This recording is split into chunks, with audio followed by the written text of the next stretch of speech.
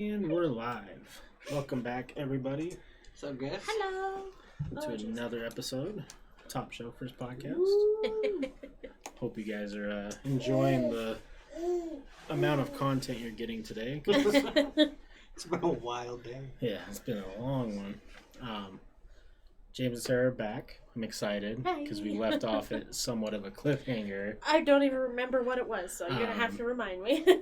So we went through, we heard a lot about James's life, obviously building up to the Yeah. vape incident, but then we were going to get into kind of like you growing up here and then where we're at Where today. we're going. Now to preface for anyone listening, there's a baby here. He would say hi, but he's kind of hidden. Yeah, he's kind of hidden. He's dope. His name is Raiden, and he does get loud. So, Sorry. yeah, we might have to disappear and handle some stuff. Yeah. But, by the way, thank you for the dope toy. It is super Yeah, adorable. it's very cute. It's kind of funny on that toy. It has she straight up just called it a butthole. Nice. But it's the bottom Where where the strings connected, stitch, yeah. yeah. And it does have a butthole. Yeah. Nice. Can I see it real quick? Yeah. I'm so So I down. could show it. She wanted to make sure. It's like a dope reptar. Yeah. She crocheted all of it. It's so cute. Way to Somebody go. needs to teach me how to do that. I know, that's what I'm saying. I want to learn how to crochet too. Get baby Yoda's galore. Right? But she did ensure that it's all safe. There's nothing except, the string and the fuzz that's in the Yeah, inside. he's a baby. Yeah. Hi, dude. You're not sleeping, so you might as well sit up. Wibble wobble. Woo. Dang it. Just gonna bash your head on it, I know it. Next time if he comes back, I'll have to set up the second camera so there's a baby camera. I can just bring him over, but yeah. And he's not sleeping now. He'll hang out eventually. Yeah. So, there's also a nice little.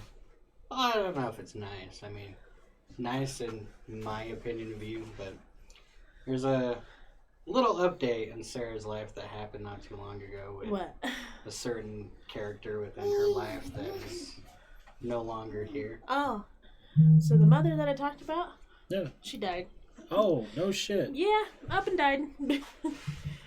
I was told it was cancer, then I found out no, it was not, in fact not cancer. She had heart problems and her body just filled up with fluid and she died before her medicine could take care of it. Oh, wow. Very true. Thank you. Appreciate it. Don't really care. Don't know that I do. I don't know. I don't know if I do or don't care, but All right. I mean, that's crazy because I think actually close to where we left off last was when you guys found out that your moms were friends. yeah. And the last time that you had talked to yours was at, My grandma's birthday party Yep. that she came to with my mother. yeah, which So is it was a just, whole bass backwards fuckery. like, I mean, small world. After obviously. that had us. I was sitting there going, could we possibly be related? Like, this is weird. I mean, at that point, you got a baby. He's fine. Yeah, It he's doesn't fine. happen. He's fine. He just twitches. Alright. That's okay. Thank you, though. Yeah, that's definitely. Yeah, it was weird. Yeah, I it just is got weird. a message. I just got told, my sister, my mom had a daughter, and she just posted on Facebook. She's like, now that I've notified all the family, I want to let everybody know my mom died. And I'm over here like, I am from her, so I didn't know what happened. Right. So I was like, did you mean Barbara? Question mark. Like, she's like, yes. Okay.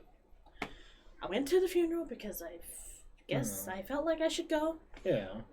Everybody wanted to meet the baby anyway, so here we go. Yeah, in a way, it was closure, I guess. I don't feel she got what she wanted out of it, I but didn't get to ever say anything I wanted to say to her. Right. it's still, like, obviously it's a salty part of her life, but I feel like now it's, even though it is what it is, she didn't get the closure she wants, she can kind of move forward with that animosity, anger, emotion, whatever Well, it may yeah. be. Right. I mean, it's definitely like, I think everyone has it. I don't want to say everyone, but there's definitely people in everyone's lives that you kind of wish I would have said this. Mm-hmm. Like I had that with my grandpa in a way. It was vastly different. Like he had a lot of health problems, and he wasn't really mentally there. And I kind of wish that I would have said and done things before he ended up passing away. But for me, it definitely felt like, though, it was almost like a weight off the back. Right. Like, oh, I don't have to do that in my life now. Yeah. Yeah. You know? It's that's kind of the thing. It's where I'm at. Like, I'm upset that I didn't get to say anything, but also it's kind of like I don't even have to think about it anymore because she's not around to even worry about it. So. Right. Yeah. But yeah, I don't know. Yeah, I think it is what it is, really. I mean, you can only look at it how it is and continue to live your life how you want to live it, whether they're there to influence it or not. Yeah. And you know, and anyone passing is sad in a way. You're just weeble wobbling over there, dude. No, it's gonna be too loud. I guess to go along with that, apparently my mother is contacting my grandma a lot more in hopes that somehow it'll relate back to us. I don't know why the hell she isn't just contacting her directly or even me. I mean, I'm not gonna ignore her. I'll answer her, but she keeps trying to, I guess, weasel her way in to like figure out about him instead of being, you know, an adult Even approaching you. Told her, just talk to me. If you want a picture, I'll send you a picture. I don't care. It's like, Just ask. I mean, you're my mom. It's about where it goes. I don't have love necessarily or hate for you at the moment. But I mean, I don't want you around my kid if you're on drugs or not all the way there, but Oh, for sure. you can know about them. Yeah. I mean, it is what it is. You're a grandma. Get used to it, I guess. I don't know. Yeah. I mean, it's But, I mean, the reality. other than that, it's really the whole update with the parental advice there. Hit your head on Nothing too crazy. We did reach an awesome milestone in our personal life, though. For everybody doesn't know, credit sucks ass. Don't ever fuck it up. Plain and simple. But 10 years we've been together. We've been kind of bouncing place to place and kind of shithole to shithole. And recently we moved into an awesome 2-bedroom apartment with our space and space for the baby. It's definitely a killer on the wallet, but it's an awesome milestone to achieve as a couple and as a parent, to have that kind of, not necessarily like home situation, but just somewhere to be like, look, we got this, so it's setting him up in the right direction in life. Right. Which is definitely what it's about now, because that dude is adorable and he's a lady killer. Oh, yeah, for sure. But yeah, so we live right now, moved into Ochre Hills in Magna, right off 201. It's an awesome place to live. Kind of expensive, but it's all updated, newer shit. Right. We got a bottom floor, so no more stairs for this motherfucker. Yes. Well, and on top of that, I think that's like that's the stepping stone to what, eventually could be like Getting the a home. home. Yeah, it's definitely working in the right direction. As soon as I can work again, I can probably get into getting a loan. Yeah. I just can't work right now because I can't afford a babysitter. And Yeah, for people that don't know, if you're having a kid or intend on having kids, before you do, look at childcare if both partners are working. Essentially, what you're going to look at is, for an infant, like $1,000 a month at least. you got to pay for the childcare and then all supplies they'll need at childcare and the supplies you'll need at home. So essentially, you're buying double for your kid every week, month, whatever you may be paying. Which is crazy. Yeah, they make you pay for everything. Like you have to supply childcare for infants and even younger toddlers it's wild. I think the cheapest we found is $7.85 a week. And that doesn't include any like extra formula if he's on it, diapers, wipes, whatever your kid may need. And then you also have to send them with everything and hope that, craziness won't happen. Well, it's just sad to think that like you have a child, right? And for you to be able to both work you're literally working a job just so Yeah, You can pay for that. childcare. that's what I would do if I was working.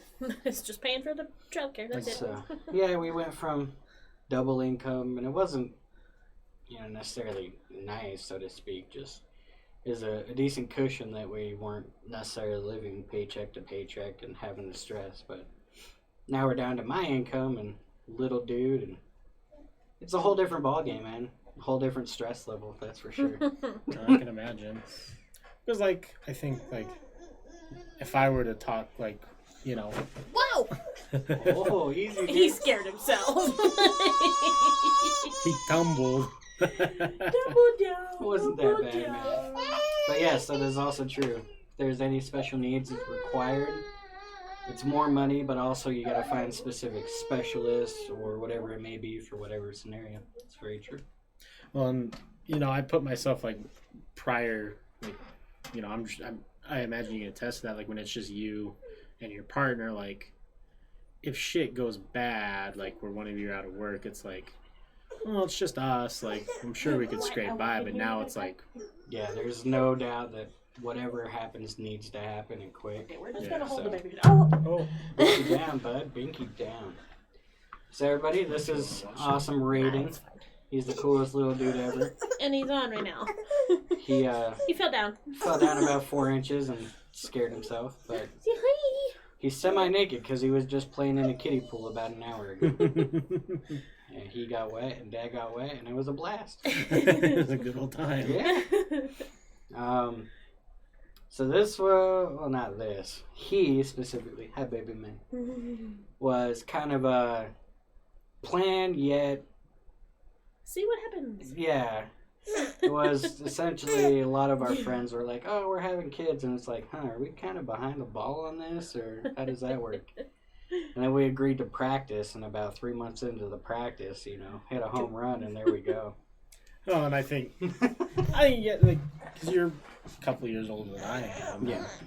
I think that's right around the perfect time because, when he's 10, you're still going to be, 30s. yeah. You're still going to be like physically like, oh yeah, Oh, I can I'm keep good. up. It's like I'm a there's, little fat, but hey, we'll both get it. yeah. There's some people when they have their kids like in their 30s. Oh, like, yeah, it's gnarly. They're 10 and they're hitting 40, 45, and Yeah. they're like, this kid's fast. Trying to as fuck." slow down, and life isn't, yeah. My dad, I think he was, on my birth certificate, he was 35. Oh yeah. My mom was 32. I was an accident, baby. I mean, you weren't an accident. You were just kind of, Dad wasn't ready. Wait. Dad was having fun enjoying the practice. It's like, I'm talking about practice. Yeah. He's like, we can practice 2 months. Well, now we can kind of practice. You can Just- still practice. You got 9 more months there's of practice. consequences after, but hey. Not gonna lie though, definitely a whole different. I don't even know how to explain it, man. It's crazy. You go through a whole different wall of finding yourself and discovering a whole different meaning and outlook of life. It's wild. Yeah. And if you don't have kids, it's so hard to grasp and explain. Like all my buddies tried to tell me all that, and just I forgot to answer that. you can't know until you know. It's just one of those things, kind of like you got to see it to believe it type deals. And it's wild. You can have the worst day ever or the best day ever, and it can flip flop like that just because your kid is being your kid. If you have a shit day at work, you get home, and you just see a big old smile, and he's happy to see you. You're like, all right, this is so worth it. Yeah. And you can have the greatest day ever. You come home, your kid's mad. You're like, fuck, here we go. Right. Right. And then there's mom home with him all day. I'm like, She needs a break. You've got just barely got home, but you need a break already. don't spit it out again. Fine. It's a wild, No more. wild ride, but it's totally worth it, dude. It's crazy. Yeah, because I mean that's what everyone says is like you have that mental switch of just like it's now, and I don't even think it's that people are selfish prior to having children, but you kind of are, right? Like, Well, yeah, definitely. Even like after having a kid, you're still kind of selfish in a way, Because you're but still thinking, I can do whatever I want. You can't. it's, I guess, just more open to the world around you and how you gotta maneuver and navigate now. Because Right. everything you do involves accounting for taking a kid. You know, going to a restaurant or even just going for a drive to escape the reality of whatever the hell may be going on. Right. You may be enjoying the shit out of your 45-minute cruise, and now your kid's hating the car seat in the back seat, and you're like, well, all right. We had plans to go get lunch, but I guess we're going home. Yeah. So it's dope, though, man, and it brings a whole new perspective to life, and it's awesome. Oh. He's very good at that game. We're going to be doing this the whole podcast. So let me ask you this. Is it like... There you go. Yeah, you how do I word this? Like, You are. do you have like that... like, obviously you have perspective changes, like, Yeah. you know, vastly, I'm sure. Do you feel like, nailed it. Yeah. No, you can't have that either, dude. Sorry. I forgot. I looked at the baby. I'm like, God, he's cute. My brain just went smooth. Perspective changes you were asking about? Yeah, perspective changes, but like, is it almost natural? Yeah, in a way. Yeah. I think it's a lot more for. It's a lot more for me because obviously I carried him, so you know I'm already kind of used to another thing around, you know. Right. So when he came out, it was just like nothing to just okay. Now I'm doing this. This is just a natural thing. I think for him, it's probably harder to adjust to having a little person there all the time. There's also a thing, I can't remember the name of it, what they tell you like in the hospital, because you can take like it's like birthing classes and like kind of like introductory to having a kid. It's just like going to school all over again. But there's actually this thing, and I can't remember, it's kind of like a personality disorder that you can develop for a short time. It's like a temporary psychological change to where you feel distant from the kid. So I went through it not as rough as a disconnect. Other people, yeah. A couple of my buddies went through it way hardcore, but it's kind of like you're not registering that, you know, you got a kid now and stuff. So it took me probably a good 2 to 3 months, if I'm being honest, to kind of realize, like, I have a kid now, and, like, I made this, it's part of me. Because, I mean, he came out, and she was, like, instantly just, the connection they have is, it's crazy. Yeah, motherly instinct is but a real thing. Even just, like, you realize, like, okay, everything's changing, like, this is going to take up a lot of the affection and everything that you were once getting in a relationship or whatever it may be. But it's also like a forever thing now. It's never going to go away. And kind of like after we had him, like the first couple nights, I was like, yeah, we got a kid. And then just kind of like taking him home and trying to get used to it, I was like, fuck, we have a kid. Right. And it's a roller coaster, and it's crazy to see the change happen like it does. But yeah, like I said, it took me a while to kind of get used to the fact that like I was a dad and like I made him and he's there with us, and it's not just, you know, a baby kicking in her belly that I can feel. And it was weird. I didn't feel like myself for a while, and I kind of felt like I really didn't show like emotion the way I should have been, or just, it's hard to explain. But no, I mean, I kind of get what you're saying, because like it throws everything off. yeah, definitely. well, and like I don't even know if there is an emotion for that, right? Because like It's a whole new you just created life. the life, like Aliens. yeah. If my hair wasn't up, I would do the fucking straight up thing. But like, you know, that's not really emotion. You can, because it's everything, right? Yeah. You know, because I'm joy, happiness, fear. Oh yeah. You know, scared, like all of it, right? Because I mean, it encompasses so much. Yeah. And it's so much different too, because I mean, shit, sleep cycles, for instance, the easiest thing to fucking get essentially as a human being. It's easy to fall asleep most of the time. If you're tired enough and you lay down, you're out. Right. But now it's, all right, Sleep for a couple hours, baby wakes up. Okay, who's doing it? Like, you know what I mean? Now it's not only you got to worry about, it's you're worrying about the kid. And then once, physiological changes start happening, they get bigger and crazy stuff happens, like they sleep all the way through the night. Well, now you're not sleeping through the night because you're worried and watching the baby monitor, make sure they're breathing and not fucked up or some shit. You're like, what's going on? And this one likes to sleep on his belly, so it's like, is his face turning? Is his face turning? But the cool thing though is we got this dope baby monitor on Amazon. I think it was like $60. It's got like 1080p recording, night vision and regular shit, and like motion detectors. It's really cool, but I kind of forgot it was color screen. So we put him down for a nap last weekend, and it was during the day. We had like the window open, and I was like, "Oh, holy shit, it's color!" Because normally at night it's just black and white from the night vision. Yeah. So I was like, "Dude, that's a trip." Well, I'm sure too. Like one of the, having a baby, it's like instead of turning into like, hey, we got these plans. Every day's a day to day, pretty much hour to hour. Oh yeah, it's definitely kind of more spontaneous now for sure. And I'm sure that takes adjustments, but also I imagine it's exciting to think like, all right, we're in the baby stage. It's stressful, time consuming, but as he grows, you're gonna get into those stages that are exciting. And, Oh, dude, I can't wait. Nerf battles, wrestling. Oh, yeah. I already told her when he turns 8, he's getting his first tool set, and I'm taking every 10 mil out of it. He's going to learn a lesson the hard way. God damn. Like, dude, life is going to be... You're going to learn now. Yeah. Like, even Dano's kid, because he's 3 months older, like, they hang out all the time now, and they're both kind of like, what are you type deals. But you a thing? Am I a thing? And it's crazy to think that even...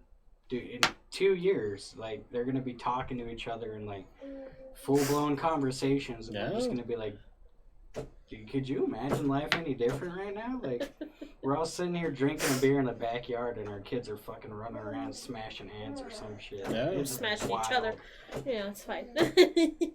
Well, it's cool, too, because, like, I imagine, like, you still, as you guys still have things you want to do in your life, but now it's also, like, you get to do those things, and he gets to do them. Yeah, it's definitely cool. I mean, I didn't have, obviously, like, the happy-go-lucky life of, like, doing cool shit as a kid. So, to me, like, Disneyland, even though it's real, to me, it was always a fairy tale. Like, I was never going to go. All my friends went. I have friends' parents offered to take me if I could pay for, like, hotels and shit. I was like, dude... I can barely afford anything that isn't ramen for dinner, so my parents were off doing their own shit. But now I think about it, and I'm like, just imagine in like 10 years, saving up a couple grand, taking this kid to go see Disneyland. We gotta go when he's like 5. I mean, whatever And works. then when he's older again, so then he can remember. But just to know, like, you're going to be able to provide something you never had and an experience, you know what I mean? That's a whole different level of, like, achievement, at least to me in my life. Just I can't wait to like teach him how to work on a car or play a video game for the first time, you know what I mean? It's so dope. This kid, not even 8 months old, is obsessed with cell phones. Well, and I'm gonna say this because I'm like, kind of illiterate when it comes to shit. He hid my edge panel on my phone for 2 months. I just barely got it back like 2 weeks ago. I had no idea where it went. No matter what we did, we couldn't find it. I had to like rearrange apps on my phone because I couldn't find shit. And I was like, how'd you even do this? Now we keep the phone locked when he plays with it. I think I was watching something on YouTube and the screen went black and I saw a little corner of it and I was like, oh, there it is. Yeah, it's wild. If he sees me on my phone, he freaks out till he can grab it and like look at it and hold it. Chew on it. And like we'll shower and stuff and throw him in his high chair and I'll set the phone up so he can watch like Sesame Street or whatever. Mostly car videos because I'm a cool dad. But he'll sit there and just zone out. Like he's super into Criminal Minds. Yeah, because I watch it all the time. So he just sits there with me and I'll watch it. He won't watch cartoons with me, but he'll watch Criminal Minds. Watch some Criminal Minds and see some crazy shit. So I mean, we're either making a serial killer in the making or he's gonna be a Dr. Reed. Jesus. I was It's like, what are we learning here? Some of the episodes, I'm like, ooh, you probably either shouldn't way, be I'll watching support this. you, but just let me know if you need an alibi. Or something. Right. Yeah. You can say you were here from 8 to 10. Don't worry. Exactly. I was here. I know it. You're watching Netflix. It's cool. We were watching Criminal Minds. So can you explain like because like I hear this a lot from parents and like obviously family right now, but like, can you explain the love you guys have for him yet? No. In a way, yes, Because- but in a way, no. So you go, and then I'll kind of, because I feel like mine's different than hers. So I'm with him all day, every day. So I'm always there. It's hard to explain it for me because I can't imagine my life without him anymore. Even though there's days where I still wish that, like, I could just, we could just up and go to our friend's house because we have, like, some of our friends are like, come to the bar with us, come hang out. I'm like, Right. unless they're gonna let me walk in holding the baby, I don't think they're gonna, And we have people who can watch them, but they can't always do it on the drop of a dime. So I have to tell my friends now, if you want me to do something, that's great. Tell me on Monday if you want me to go out on Saturday so I can plan something. Right. You know? Absolutely. Like, Or at least give me like 2 days, something. That's definitely a lot of it. But I'm not done. Go. But because I'm with him all day, every day, there are days where I'm like, what did I do? Why did we do this? Why did I make this plan? Why did I decide to have a kid? Because I didn't think I had as little patience as I do have. I guess it's just because he's a kid, he's my kid, he's going to test my patience, and that's what's going to happen for the next 18 years, if not more. But he really just pushes my buttons some days, and there's just days where I just don't care. And I don't care about him like pushing my buttons. It's fine. I'll pick him up. I'll do whatever. And if I'm relaxed, then he relaxes more, and it's a good day, even if he's freaking out. But there are days where I'm like, I can't handle this. I can't. I'm going to lose my mind, and I'm yelling. I'm not yelling at him, but I'm just yelling at the situation. Like, why are you screaming? I don't understand. So there's that dynamic too, where it's I love him. I can't imagine my life without him anymore. Nothing is ever gonna hurt him. Nobody's gonna touch him. Like, he's my baby. Right. But I also sometimes hate my day-to-day life just because of it. But I think it's cool that you shared that, because I think that's a reality that a lot of parents People don't understand and get. Like, yeah, and I have struggles with it. I ask his mom all the time. I'm like, I'll tell her that I get mad, and she's like, well, don't get mad. Maybe you shouldn't have any more kids if that's your problem. And I'm like, don't say that, because that's going to make me angry, Well, I think, though, that's a reality, too, that a lot of parents probably go through. I imagine most parents go through that exact feeling, but no one ever talks about it. Yeah. And I don't know if it's just a like out shame of... thing, Yeah, but probably. But it's the reality. I don't know why people would be shameful of their... Because you gotta put out there that you've got it all together. Everything's fine. You're all put You together. gotta be the perfect happy family. Yeah. In reality, Nobody is. Yeah. No matter what you do, life's gonna throw you curveballs no matter what it is, and it's how you take it and run with it. When I see the perfect happy family, I see people who are faking. Yep. Oh, dude, or they're all serial killers. Yeah, straight Like, up. something. Lots of You're a those crazy episodes. cult. Yeah. You're in a cult, call your dad. Yes. But kind of to go along with her explanation of it, there's definitely two different ends of the spectrum. So her day to day is she's with him, 24 hours a day, what it is, Whereas I go to work, or I gotta go run errands or whatever, I try to make it to where she can go and do stuff on her own if she wants to. But then That I hate way she doing gets a that. I break, feel but bad. then she feels guilty or whatever, whatever it may be, which is totally understandable, and it doesn't ever cause issues or anything. But it's like, if I'm offering for you to go do it. Like, I got him, he's just as much my kid as it is your kid. And I feel like a lot of couples kind of butt heads on that, but I feel like we're pretty decent with it. I wouldn't say, good, but I mean, she definitely takes more care of him because she's home with him all the time and stuff like that. So when I get home, definitely I want to, step up to the plate and do my thing. But there's also days where I get home and I'm like, dude, look, today was fucking retarded. I need like 10-15 minutes. Just let me take a shower, take a poop, whatever it is. Let me just calm down for a minute. And then I'm more than happy to feed him, change his diaper, run around with him, do whatever, But in that same breath of everything like that is, and it kind of, I think it kind of hurts relationships in a way, but it also builds them in a different level is, and it's no offense to her, and it's not like I don't love her any less, but now my son kind of replaces with a new type of love that I've never experienced. And if anything ever has to happen, it's definitely going to be my kid over a relationship no matter what.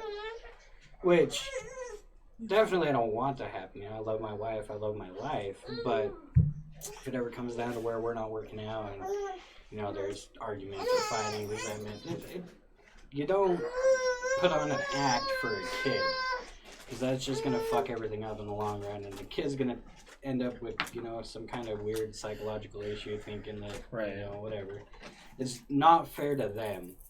And another big thing that I wouldn't necessarily advocate for, but just kind of put out there is, if you're in a relationship with somebody and it's rocky or whatever it may be, and you think having a kid is going to fix it, don't do it to have a kid.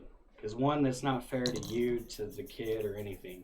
Because now all you're doing is putting a kid in the middle of your toxicity with that person.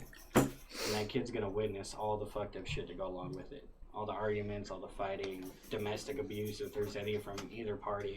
Right. And it goes, you know, all sorts of ways. And I mean, yeah. I feel like you hear that a lot, too. Like, Oh, yeah. a rocky relationship, and they think that a child's going to fix that. And like some kind of glue or something to bring them together. Don't put that pressure on your kids. well, on top of that, like, if you can't handle the pressures of your relationship, Your spouse, you're not going to be able to handle it. you're going to fold under the pressure of the child. Yeah. Which is tenfold in There's comparison. a lot of it. Yeah. Because like she said, I mean, I gotta make a bottle. we definitely, I mean, any parent that says they aren't stressed out 24/7 is fucking lying. 'Cause it's a joke. But everything combined is just your normal stress that you always worried about before. Like, oh, if I lost my job tomorrow, how am I going to do? It's amplified by a million now. Because if I lost my job tomorrow, I can eat, you know, once every 3 or 4 days. He has to eat every 2 hours or he's going to fucking die. Like, Right. It's a whole different ballgame. I mean, it's not, obviously, you're not going to die, but you know what I mean. Right.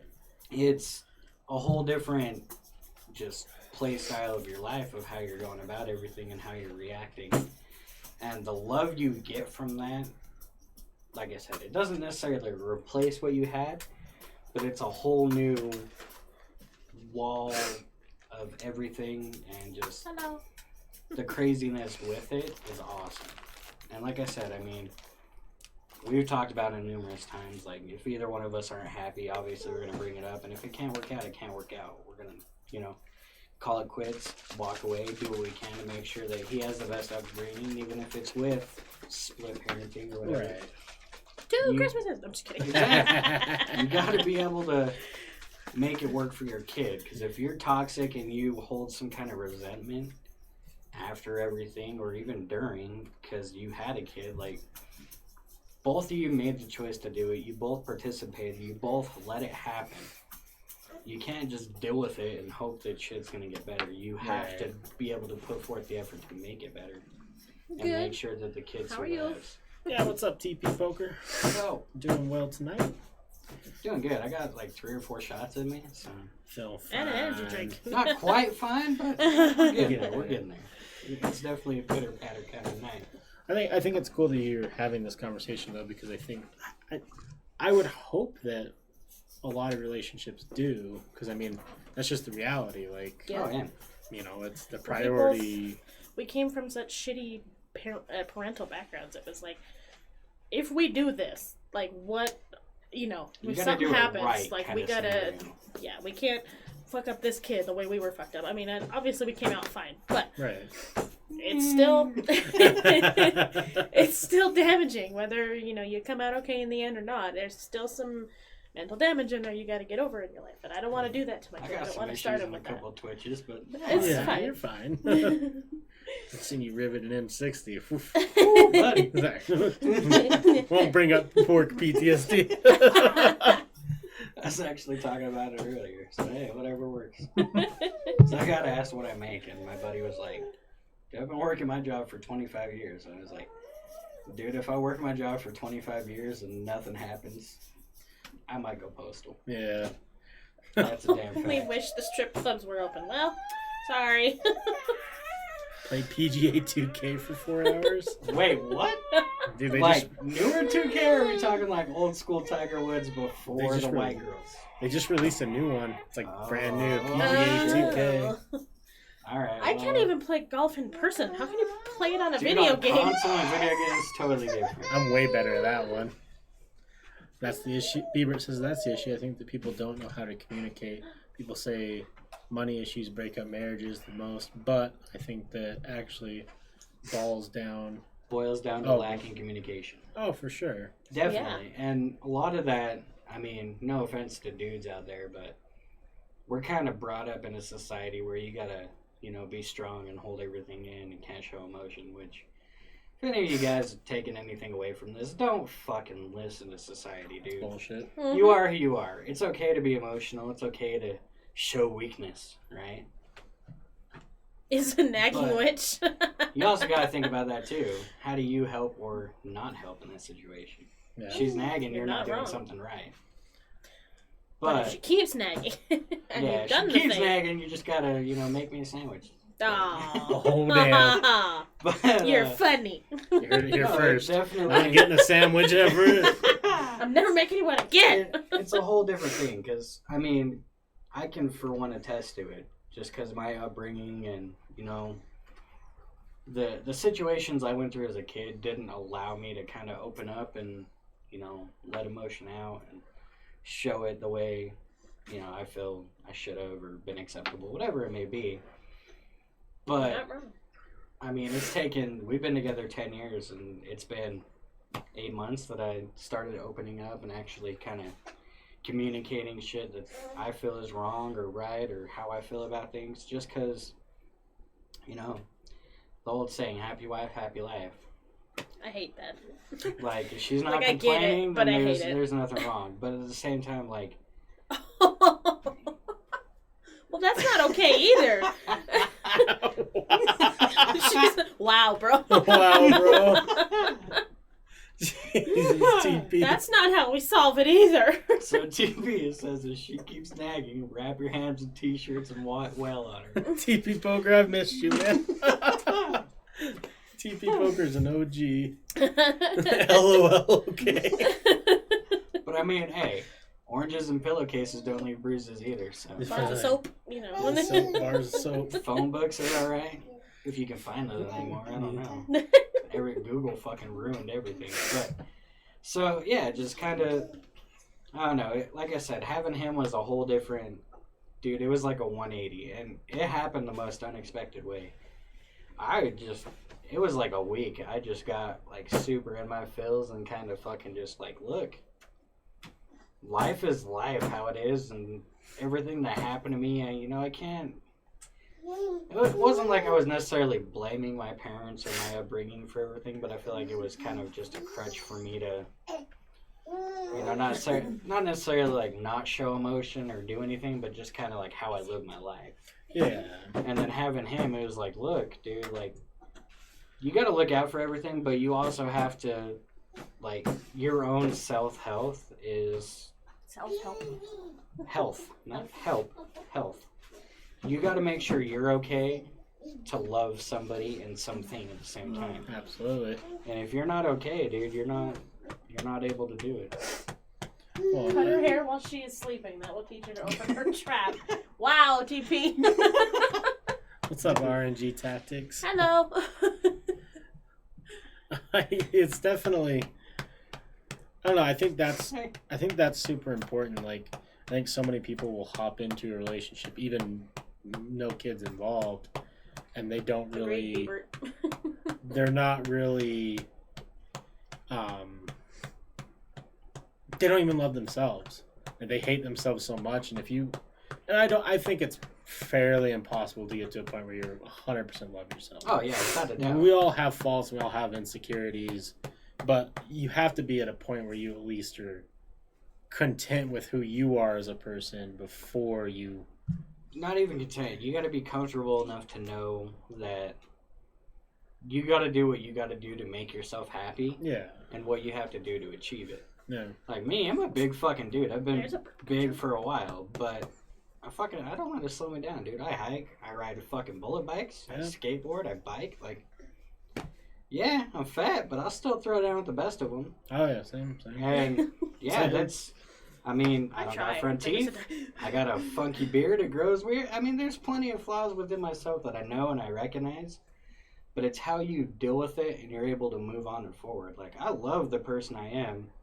I'm a great friend and a great spouse and a father. Like, I'll do what I can to help anybody I can at any time.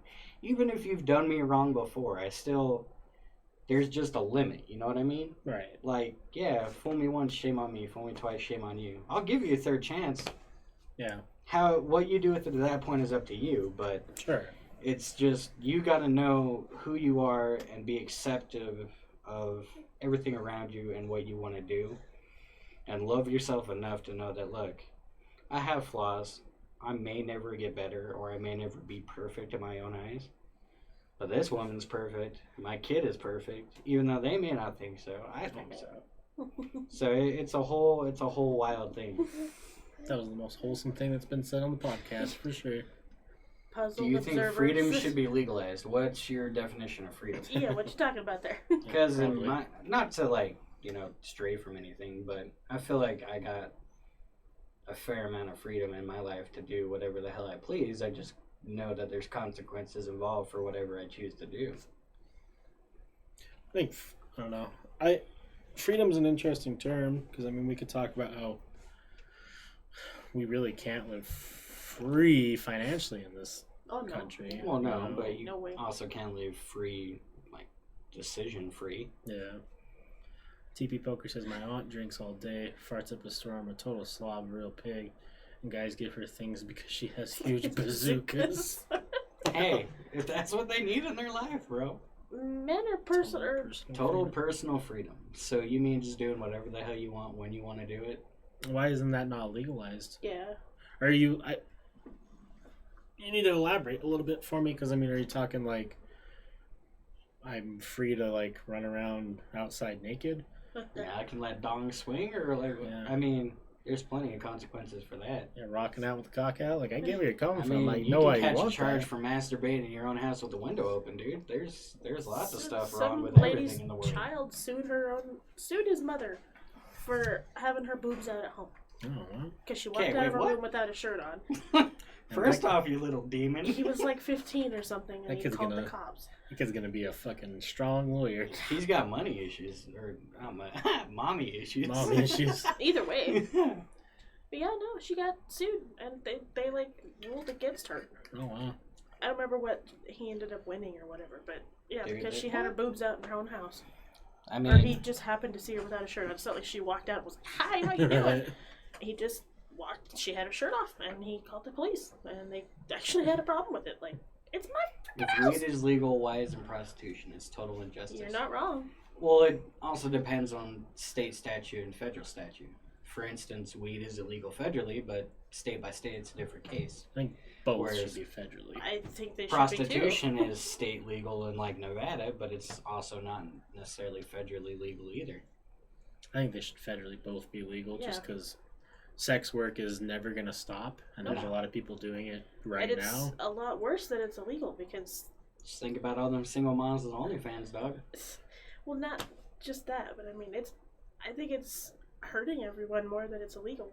Yeah. Because they have no access to anything. If it was legal, like, think of all the possibilities you could have with that. Like, there would be a lot less diseases out there, probably a lot less pregnancies from, like, hookers getting pregnant and stuff. A lot less pimps that probably take away a lot of their money, so I bet you that's why it's not legal. But line in the pockets of the big dogs. I always talk about, too, like, and this would be a very small minority, but no. There's some people who can't go out and find a woman for themselves, and can't go to the bar and hook up with someone, or can't get a hookup on Tinder, and I think mentally that really like fucks with them. Plays a toll and can change their physiologically and psychologically. Yeah, if there was an outlet that was legal for them to be able to go and release that tension that they're building up in their own head, might help some people. I mean, I personally would never. I don't think I would ever pay for sex, but I don't think I would either. But I know people who probably would. And wait, hold up. If you're in a relationship, any way you look at it, you've paid for sex. I hate to break it to you, but it's in true. the long run, but you got a point. Regardless, it doesn't have to be you're physically paying her to do whatever. You're going out on a date. Yeah, you're going to the movies, or birthday presents, anniversaries. It's not necessarily paying them. You're paying monetary value in hopes that something's going to come from it. Which is kind of the same thing with like stupid fucking Christmas. I hate that holiday just because it's turned from what it should be, which is a time of celebration and love for one another to, well, what'd you get me? Capitalists grab that. Yeah, like, dude, fuck Christmas. Puzzle says, what if you can actually breathe in outer space, but they just don't want us to escape? I mean, that gravity's keeping us here, my guy. TP Poker said it's the oldest profession. If all ladies would be prostitutes, the unemployment rate would be cut in half in 24 hours. Yes and no. The unemployment rate amongst the female demographic, more than likely, yes. But that also goes the same way. I mean, I got an OnlyFans. I haven't received a single sub. Granted, I haven't posted no nudies, but hey, I'll sell some feet pics. I think too, like, I don't know. I've always wondered if sex work became legal, if this over sexualization that we have in America right now would simmer off a little bit. Definitely. Because it's very high. Like, it's dude, you get like what 12, 13-year-old boys and girls that think they got to get boob jobs and shit. It's like, dude, you're not even old enough to understand life. Why are you considered, Why are you worrying about that? Yeah. There's a show or a movie or something on Netflix. I can't remember what it's called. But it's like the little like beauty queen girls or like the little dancers. And it's about twerking. Like a little girl saw a twerking video, decided she really wanted to do it, and found a whole troop of girls, a whole dance group. That's what they do. And they're like 10. Yeah. And they're wearing tiny little bikinis. And it's like... That's not okay. I don't This is where that whole fucking stupid nude trying to be... I hate to take jabs at communities because it's just not what I like to do. But I'll say it outright. You fucking pedophiles are the worst of the worst. You people trying to get... pedosexuals, like, fuck off. A girl or a boy that is 10 years old can consent to marrying a 36-year-old person. Yeah. First off, fuck you and fucking anything you stand for. And second, no, that is not okay. I don't care who it is as a person. If my 10-year-old son tells me that he's got the hots for a girl, okay, you probably think she's cute. That doesn't mean you want to go marry her. And that damn sure doesn't mean that I'm going to let a 36-year-old girl come and take advantage of you. Yeah. Or boy, I mean, whatever. I don't discriminate. I'm not against anything that you want to do except for shit like that. Because it's not. It's not okay, and the fact that their society is trying to make it okay is absurd and absolutely disgusting to me. Yeah, I mean, I think that, I don't know, because like, even when let's say like 18 is the point of age where we start thinking kids are now adults, they can kind of think to themselves. I still think that they're not fully... No, they're not. They're not going to make great decisions, but you know what? They can kind of start figuring it out and learn. But yeah, anything under that, like 17, 16, 15, the lower you go down, they have no grip on reality. Yeah, definitely. And like, we just left a baby shower. There was a 15-year-old girl there trying to play baby shower games, and she knows nothing about babies. She's like, I'm just 15. I don't know. Well, it's like, imagine someone's trying to say that she's able to say, yeah, I want to marry you. Yeah, I want to have sex with you. Yeah, I'm going to have a baby with you, and this is fine. Well, yeah, and I mean, on top of the fact that, like, you can just 100%... you can manipulate a young person so easily. Oh, yeah. I mean, you're an adult giving them attention. Yeah. Like, and... They're like, okay, because they're taught to respect their elders. And... Well, it's that, but it's also... It's cool. Yeah, in Cool, situations like that, you're doing what they want to do, essentially. Yeah. You And know? I just, there's no part of me that, I don't know. I just don't. I think that there might be more people on this planet that have urges that would be classified as pedophilia who don't act upon it because they're decent humans. Probably. And whether or not that it is something that is a mental disorder or not, I think the future will tell. But there's never going to be an okay time where it's okay. a practice that can be like, if someone wanted to come to like go get help for respect, I don't know why I think this, but I need help. Yeah. That's the steps you need to be taking. Fine. That's right. It's not trying to make it okay. Well, yeah, but it's also Culturally accepted. You have to realize that there's something wrong with you, and a lot of people like that think that there is nothing wrong with it. Right. Like, oh, They they're a think that cute you should kid. think. Like, okay, first off, Exactly. you put those two in the same sentence and think it's okay. Like, I can say, yeah, you got a cute baby. I don't mean it like I'm physically attracted to your kid. Like, your kid is adorable. It's vastly different, yeah. But people that do that have a whole different meaning of it, and it's not, it's affectionate, it's not saying it, you know what I mean? It's just like telling a girl you love her just to fuck her. It's kind of the same concept, but it's far more sick and twisted. Yeah. But to go along with that is, I feel like I agree with you. A lot of it is impressionable, like, whatever. Fuck. Anyways, yeah, it's essentially you're being that cool person that the kid isn't allowed to hang out with. You know what I mean? Like, it's fucked up to think about, but not that I would ever do it. But if you really think about it, how easy it would be to go and pick up, a 16, 17-year-old female or boy even. You just go to a high school and be like, look, I could buy cigarettes and beer. You want to go hang out? Right. And kids are dumb. I hate to say it, and it's stupidly true, but kids are super impressionable and they're super dumb, and they want what they can't have. Right. So if you're offering something they can't have on an every day-to-day basis, then all of a sudden you're like that golden ticket. Yeah, for sure. And I feel like that's a lot of how this kind of scenario is getting around. And even you see, even though like mainstream media fucking twists everything to however they feel, you still get certain facts here and there. But I'm pretty sure it was a couple weeks ago, this rapist child molester got acquitted from all charges because he said that the girl, essentially the judge agreed with him that the girl was 14 and able to make her own decision. Like me, for instance, I'm not super proud of it, but I lost my virginity at 14. The girl was also 14. Granted, it wasn't legally consensual, but we both agreed to it. We both agreed to be each other's first. It is what it is. Yes, I was young. I think about it now and I'm like, fuck. I was probably way too young to know about it. But I also had a totally different upbringing than, a lot of my friends. Yeah. Some of the first shit I was told before I even knew about drugs was, you gotta have safe sex. Right. I knew what condoms were before I knew what pot or ecstasy or coke or anything like that was. And then came everything else, like I learned about coke and career day. What the fuck kind of shit is that?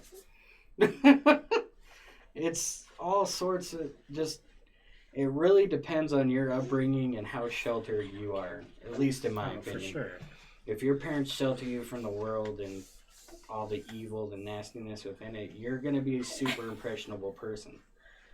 But if you kind of learn about everything and learn, how life works, you're probably not going to be as susceptible to people trying to, take advantage of you and do crazy shit like that. Well, and I think too that like, what's a condom?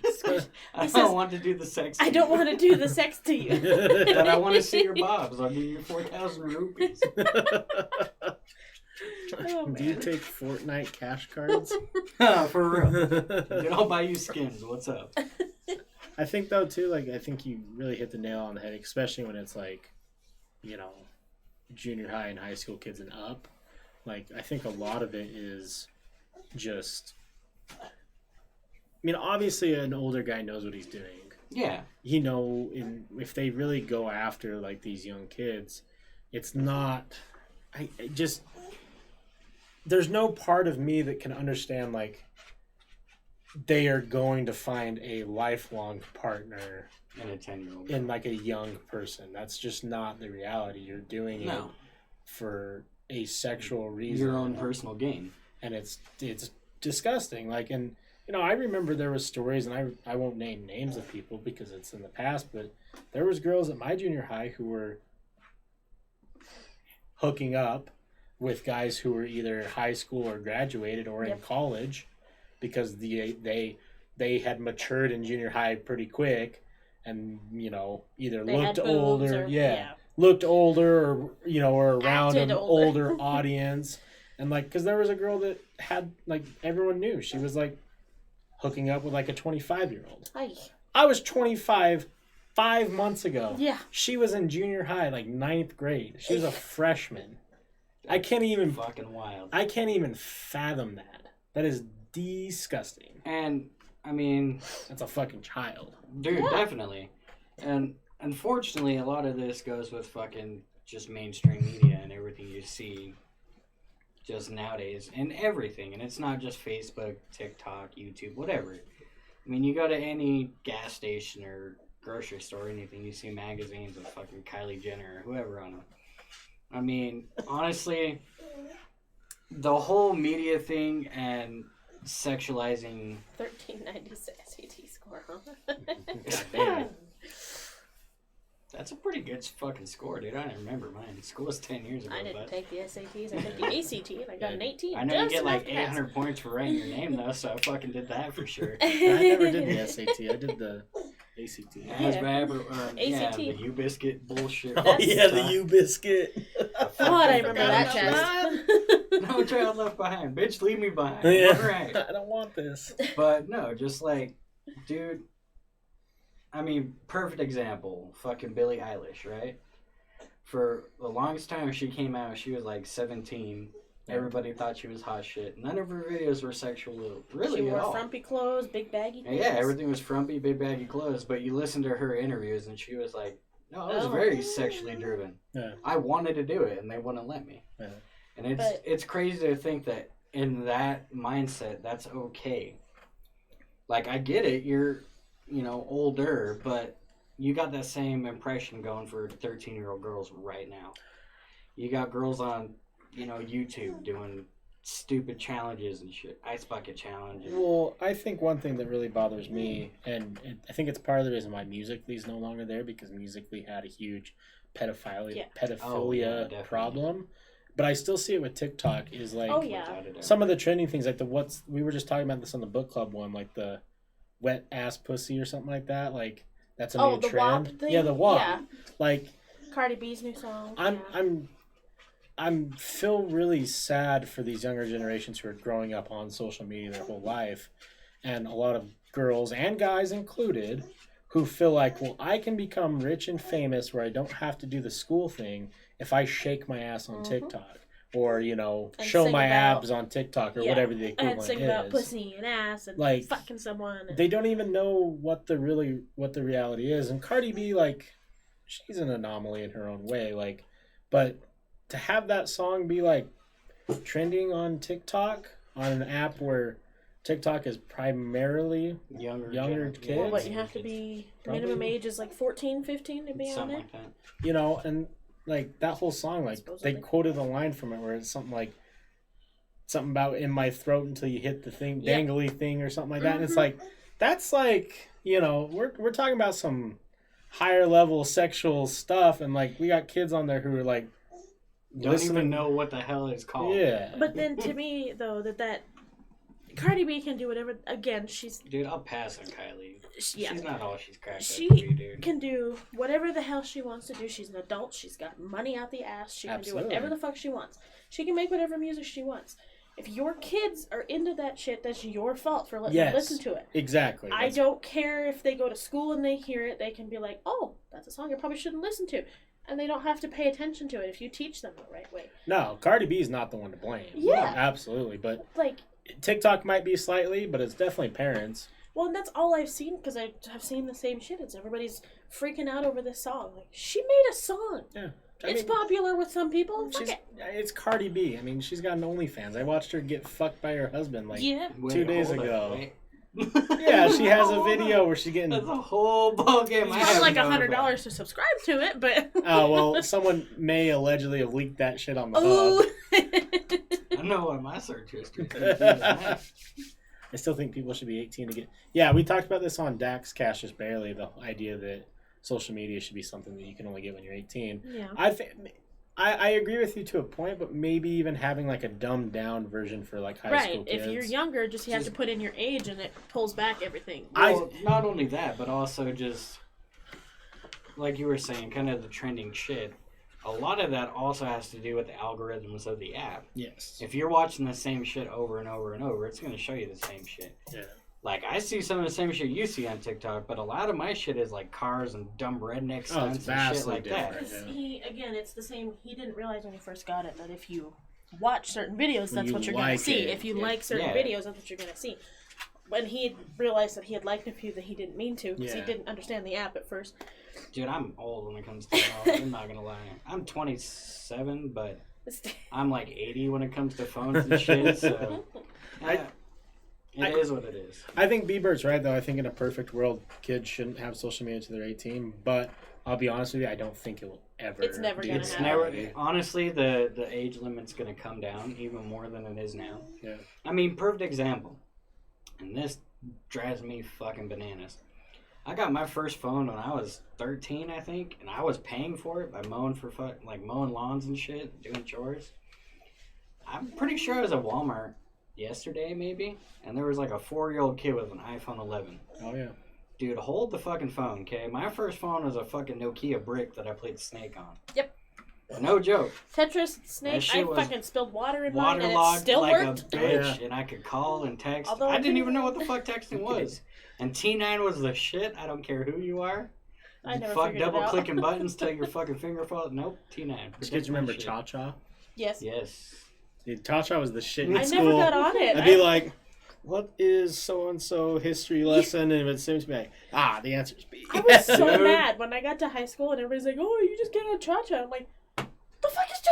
Why didn't I know about that? I'm trying to think what my first phone was. I think I had a flip phone. Like, you flip it open. A sidekick? No. But it swung out like that? No, it didn't swing up. So like straight flip phone. Yeah, straight flip phone. Oh. Like the first version. Kyocera type shit. Yeah, and then I had the one where you push it up. And it had a keyboard. So yeah. It was orange. Yeah. Was My so friend had a fucking green cool. and gray one. I had a Sidekick for about 2 weeks that I bought off a dude who got like the Sidekick slide when they came out. And I thought I was the coolest fucking emo kid ever because I had the bangs, the skinny jean, dude. Like, my style's been the same for years. I rock guy liner, not ashamed to admit it. He had the guy liner and the hair that went here. Dude, I was a and the fucking lip rings. stud. All of his I pictures did good were for a like... fat kid. I'll say that. I mean, I got laid, but I had like 4 different girlfriends at one time. Like, you had the guy liner? Dude, guy liner. Every once in a while, he'll still put it on just because I'm like, please. Yeah. Guy liner's a power move that a lot of guys don't realize. They don't understand, dog. Like, you bring out the eyes a little bit, you get the puppy dog eyes with some guy liner. You'd be amazed how quick you get a BJ. But, no, dude, just, it was crazy to think about how everything's evolved and everything. It was huge. Mine wasn't. It was like this big. Like, flipped reverse. Because, I mean, when we were younger, like, YouTube was becoming the thing, right? We watched it. I still remember the first fucking video on YouTube. And it was a couple dudes fucking around, and it was like an hour-long video. Yeah. But now you get, 300 million videos every hour uploaded? Because everybody has and YouTube. And it's crazy to think about, like, phones have only been around, like, 20 years. Maybe almost 30, I guess, now. But the evolution from, a suitcase to a 6-inch screen that you can touch and literally put your entire life into and hope that it doesn't get stolen. Well, and I do think that one positive, at least for the younger generation, because I always try to throw in some positives when we're shit-talking the idiots. Stupid idiots. They will be vastly smarter than we are. Oh, without a doubt. They have so much knowledge that is just right there for the taking. Like, well, it's that, but also just the way, even education, the way it's evolved, like, math is fucking stupid. I'm sorry, kid, but when it comes time, Google's your friend, not You your better dad. ask your teacher to give mom a math But book this as whole well. like Common Core shit and like, dude, the education system alone is evolving just as rapidly, I feel, and that's going to open up a whole new world. But not only that, just everything industrial-wise is changing. I mean, the auto industry is going more green. Yeah. So, I mean, pretty soon, Tesla's shit's still super foreign to us, but I guarantee you by the time this kid's 18, Oh, everyone's gonna be. he's going to know everything there is to know about it, just like I would a Subaru or a Toyota or a Ford And or our whatever. cars are going to be the ones that are obsolete. It's gonna be funny because you're gonna teach him how to work on cars when he's like 8 or 10, right? You're gonna be under the hood. You're gonna be fucking shit up, and then like when he's 18, he's gonna be out there with a laptop hooked up to the computer, and he's like, "See, Dad, no, look, they changed it. You just have to click Yep. this." You need This to is how you update your charge the shit. battery. Like, God damn it, bud. Just put Version premium. 2.0 today, Dad. Come on. Upgrading the computer. But it is crazy, and it's exciting and scary at the same time. Dude, Cause it's terrifying, but I can't wait for it. No? I'm super excited to see where the world's going to go and the kind of developments, just I'm of also everything. really scared with how everything has been going lately. Yeah. What's going to happen, especially now that I have a kid. That's another thing you asked about, like the love we have for him. It's immense, but I'm also really fucking worried about what's going to happen when he's older. Like, I'm sure. what world are we going to be in? Like, you know, I want to have another kid someday, but then I think, yeah, if we're in the middle of a fucking war, like, I don't want another kid. Like, I'm barely going to be able to take care of him. Like, what am I going to The do? way I see it, like, fuck it. Nuke whatever you got to nuke. We'll go back to fighting with swords and shields, and I'll Nuke? join the army. We'll be dead What's if up? we nuke anything. We don't have a bunker. I'm trying to be a knight by next week. Dude, for real. Sir Patrick, let me know what's up, buddy. Will you grab him, please? Starship Enterprise. We just were talking about Freemasons a little while ago. Oh, yeah. I don't know much about him. Yeah, it's a whole wormhole, but if you become like a high-ranking Freemason, like a specific branch, your title is Paladin. Nice. Okay, that's dope. All I want in life is to be Paladin Just call me McBee. Paladin. Like, fuck. I would legit walk around in armor. Like, Oh, yeah, without a doubt, dude. like I'd have like a tux over it, just like bulk armor. Go ahead, hit me. Are See, you that give it a thick try. or what is it? It's like, 200 pounds of plate. Every time you walk by, you're just like, shing, Right? shing. Yeah. Does that building got metal detectors? Nah. We're not going, sorry. I mean, You how walk through and you just suck to the side of it. I can't. Somebody turn it off. how threatening would that be though? Like you go to the bar and like someone starts talking shit and you just like unsheath like a 40-inch Just be blade, like, you want to keep talking? trying to catch this slice. You know what? I'd be like, all right, hold up, wait. We doing this old school? Or like, somebody throw me a broom handle. Right, something. Something. Like, I'm gonna try and fuck you up. I'll probably lose, but I'm gonna do it. Yeah? You agree? No. Swords are cool? Sure. Yeah. You be a nunchuck baby? I don't know really where to start with my shit, I guess. Did we finish talking about your mouth? What happened? Yeah. We pushed that story I got told I should have led with nunchucks, kind of not starting with the... I don't remember. Explosive face? Yeah, it was, do you build up Oh, do you yes, start the the funny nunchucks? thing. Or... Well, that's what we thought. That's what I thought it was. His mom, on the other hand, was like, nope, something's wrong. Immediately down the hallway. Never seen a crippled woman run so fast in my life. But I was just like, what's going on? I'm still trying. I'm pushing the chair into the table. Like, everything's, I don't know what happened. Or just fucked him up with a nunchuck. Yeah. Because they had literally 5 minutes before were chasing each other down the hallway with them, like whacking each other. Hey, when you got nunchucks, if you don't fuck somebody up, you're doing something wrong. Right. If you don't fuck someone up, you're getting fucked up. Yep. Like, Exactly. You better cower in a corner because I'm not stopping. You're like that pillow fight where you fucking trip the bitch, smack her with a pillow. dude, that I don't think I saw that. that guy Yeah. fucked that girl up. Oh It no. was She like bad. she like hit him and he like sidestepped, swept her leg. She fell just Oh no. bam on the ground and he just went full force right to the dome. It was so good. I'd be so mad. Oh man. If I was her, I probably would have went, oh yeah, well bam! The noise she made was great because yeah, like, that pillow hit with force. She's like, "Oh." Oh no. So I can't quite remember exactly where we left off, like what we were going to leave for part 2, but we were finishing off. You guys found out that your mothers were friends, and then you were getting into stories about your dad, Mm. but we didn't get super in depth because we were already running on like 2.5 hours. So I think where There's we no were time limit this time, so fuck it, we'll be at till 4 if we need to. I Yeah. don't care. So I think that where we were planning on starting was younger, like the growing up in Utah, you know, the non-Mormon versus Mormon and all that type of stuff. And then I imagine we'll just branch into everything whatever else. happens, because that's what we're good at. So like I said earlier, I was the accident baby. My dad had been married before. He married I don't know if he's ever going to watch this, but she was 16. You can't have He that, was dude. 20 Sorry. or 22. He told me he was 22. Apparently it was 20. But her mom had to give permission to have them get married, so she had to sign a waiver. She hated my dad, but she signed the paper anyway, kind of like a you made your own bed situation, so here you go. They got married. They had my sister Jessica, and then it turns out Darcy, her mom, happened to be a little out there. Jess might watch this, so I'm not going to go too far into what I know, because all I've ever heard was my dad's side of the story. So, of course, because they're not together anymore, my dad's side of the story is she was crazy, she was psychotic, she broke things, she left him a bunch of times, and then the last time she took the baby, and they never really got to raise her. When she was, like, around 8 or 10 or something, she took the baby. I think, no. I don't know. Anyway,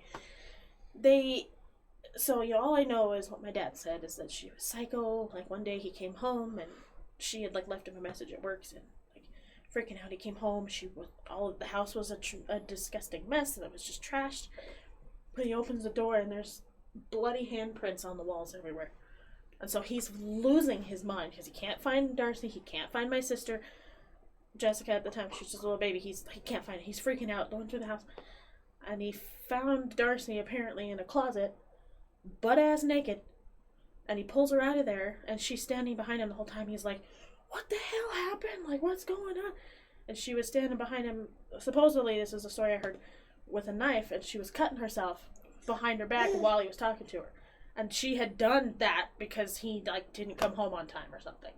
Some little thing, and she had cut herself, got the blood on her hands, smeared it all over the walls, trashed the house, and made him think, oh, well, something happened, and the baby's gone, and the baby was, with her grandma. But, it was a whole thing. So that's the stories I heard about. Jesus. So I don't know really how Darcy was, because Jess, lived with Darcy, so she knows her mom, and I know my dad, and we share a dad, but neither one of us know the other story. So so for all I know, none of that happened, and Darcy was a great mom, and Jess loves her, and she grew up fine with her own. I'm sure she's got her own things, but I didn't even know that I had a sister until I was 10. My dad's like, oh, by the way, you got a sister, and she'll be here in an hour. She's gonna come meet you. I was like, okay. Jeez. That's cool. And my sister's 15 years older than me or something. Right. She's still a badass, though. She is. She's she has a wife, and they've got 2 daughters. My sister was married to a dude first. She did the societal expectation thing. She met Donnie, and she loved him. She met Donnie. They got married. They had a baby, and then she realized that this is not what I am. This is not how I feel. So she ended up leaving Donnie for other reasons, just besides that. He was an asshole to her and didn't do things the right way. He wasn't participating in the marriage, and so she ended up divorcing him. And she got with her wife. Yeah. Her wife adopted a daughter, and then they had a baby. So yeah, but dude, you're a monster. I love it. Beatbox. But so I grew up with my dad. I grew up with that side of the story. My dad was raised Catholic, so we're with the Mormon, non-Mormon thing. Right. Say hi. My dad was raised Catholic, and technically so was I, but it wasn't ever anything as serious. I didn't go to catechism. I've never been baptized. I just grew up with that in my life. So there was crosses everywhere, and I've only been to church twice, so that shows you how much difference there is there. But he was a great dad. Growing up when I was a kid, from this age and up, he was just rough. Anyway, he's a good dad.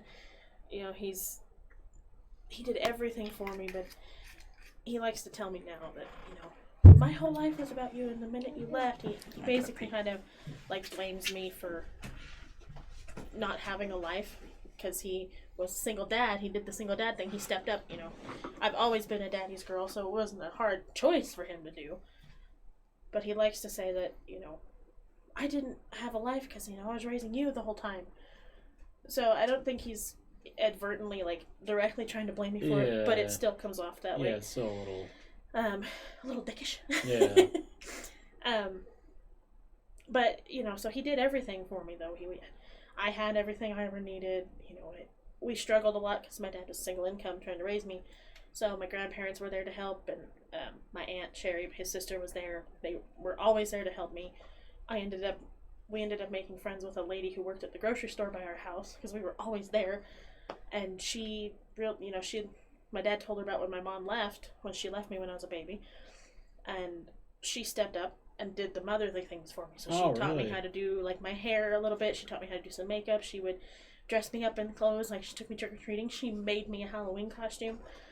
Her mother, when he was born, made him a hat and a blanket, knitted it for him. Really? Yeah. So they've been in my life since I was 6.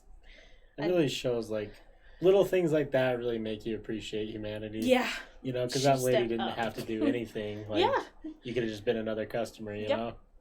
And my dad had the biggest crush on her, and then it come to find out now, she had a crush on him when I was a kid, and they never... I was like, why? She would have been the best mom ever! But she was basically my mom when I was a kid, and then as I got older, she was more like a sister. Yeah. Now she's sort of more like a friend because she had her own baby, and kind of we've separated and stuff.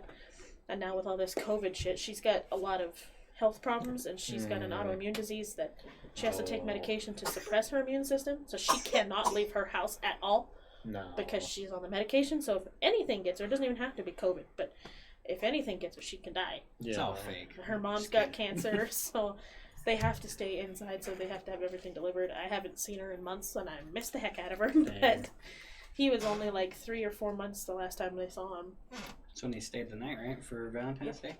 That's still awesome, though. Like, I don't know, that makes me happy. Yeah. Like, she's a sweet lady. Shelly, I love you. Yeah. If you ever find this podcast, I love you. She's a badass, too. So I'll clip this so you can send it to her. Not to take away from you, but so back when we were dating and everything, she told me about her sister. I've always been a very sexual being. I like to know about it. It is what it is. I'm not ashamed to admit, like, yeah, I got laid last night. Cool, whatever it may be, right?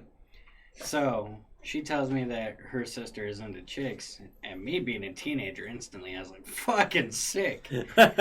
So, and this was at the cusp of, like, me and my sister building a relationship. Yeah. So we were just getting into. We discovered our shared love of the Rocky Horror Picture Show. Oh, nice. So you haven't seen it? Watch it. It's freaking funny. Fantastic. So I was a virgin to the Rocky Horror Picture Show world. And the shadow cast that they would do at the Tower Theater. Yep. Have you ever been? No. Okay, you gotta go. And you gotta go with someone who's been, because they're going to tell the people in line that you haven't been yet. And you're a virgin. Someone from the show, you'll be branded as a virgin. They will come up to you with red lipstick, draw V's on your face and your forehead, and then everybody gets to make fun of you the whole time until you leave. Love it. You dress up as slutty as possible. Stand outside in the freezing October weather. Get inside where they throw cups and squirt bottles and buckets of ice cold water on you, and then rice soil sticks to you. It's fun. It's a blast. But so yeah, obviously fucking 17, 18 years old, you know, anything to do with girl on girl, I'm like, oh, yeah. So she told me her sister's into chicks, and I was like, okay, I gotta know. So we rode tracks there, I think, right? She paid for us to go see the Rocky Horror Shadowcast. Oh, awesome. So we go, like, first time meeting her and everything. It's awesome as hell. He rode tracks. Cool. I was at college, so he came up and met me. I did his makeup, and then we went to the show. Of course, because it's how I roll. Don't be ashamed, fellas. Just saying. But, so yeah, we go. Awesome night. Fucking have a blast. Laughing, smiling, whatever, right? And she offers to take us home. She drove me back to college. We hang out for, hour and a half after the show, just bullshitting and getting to know each other, whatever. We're all sitting there talking. I'm still a shy little fucking fat emo kid, so whatever. But we're sitting there, and she's like, yeah, I'll take you home. It's not a big deal. I'm always super humble. I'm like, you don't have to. Don't feel obligated. And she's like, no, it's cool. Like, you're my sister's boyfriend. It's fine. And she's like, what are you going to do? Rape me? And I was like, what? No. But I was like, no, I'm not going to do that. But I do got to know. I was like, you're into chicks, right? And she's like, yeah. And I was like, so, no build up to this. I was just like, I was like, yo, what's it like to scissor? Dude, I got the best reaction, but at the same time, she was like, this motherfucker. This fucking guy. I was like, yo, what's it like? Dude, straight as face possible. I was like, and I was like, school me, teacher, what's up? And dude, she such a badass. Like, she's a pimp. She was like, it's fucking awesome. And I was like, hell yeah, get it. She didn't go into detail, obviously. You know, that's weird. But I was like, dude, fuck awesome. Yeah. He didn't bother to tell me he did that till like 3 days later. And I was yeah. like, oh my god, I don't even know her like that. What are you talking about? Yeah, she was like, my boyfriend's kind of weird. He might have some questions for you. And she was like, okay. Oh, okay. I was like, he straight up go just I was 100. Nothing creepy. Yep. I'm not like, yeah, you murdered anybody? It's just like, yo, so you get down like that or not? Yeah. Like, what's up? That's what he went for first. So, yeah, no, after that, I feel like that's kind of what made her bond. She was like, fuck yeah, you're cool in a way. Like, you're a little pervert, but hey, whatever. That'd have been great. You were like, man, how's your coffee? Is scissoring good? Yeah. Scissoring good? You like the hazelnut? Yeah. But yeah, no, so Jessica, she's a pimp. She's badass. Her wife, Melissa. Also badass? She's an ex-CO. Fucking an ex what? Correctional officer. Oh, she was a sergeant up there. She got all the way to top. Dude, she's a badass for sure. And she just retired, but both fucking awesome. They're good people, dude, for sure. My nieces are awesome. Paige, Sophie, also love you both. I don't know you very well, but you're cool people. I don't know. It's weird. I feel like I don't know. I'm that way with everybody. I'm good at meeting people, but I'm not good at like continually meeting people. And we don't hang out enough to really have like a whole relationship. Like, I'm super fucking outgoing. I'll befriend anybody. Like, I'll see you on the street and I'll be like, hey bro, what's up? Like, how you been? How's your day? But when it comes to like family and shit, I'm like, I've never had this, so I don't know how to interact with you people. That's how I feel about babies, to be honest with you.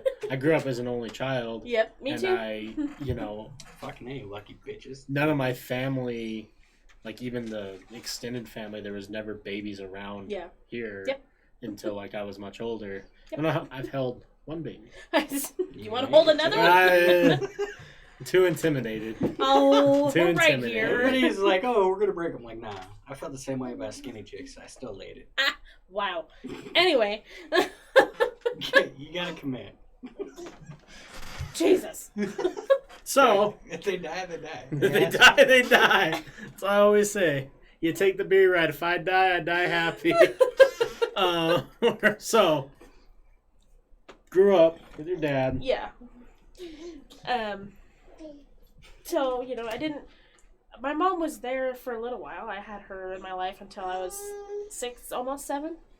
I went to school one day. I came home from school and she wasn't home no more. She was gone. She was supposed to pick me up from school and she didn't. My dad did. I was like, well, this is cool. Dad picked me up. And we got all the way home. Her car wasn't there. We walked inside. My dad went into his room and she had a bunch of her stuff in his closet. All of her stuff was gone.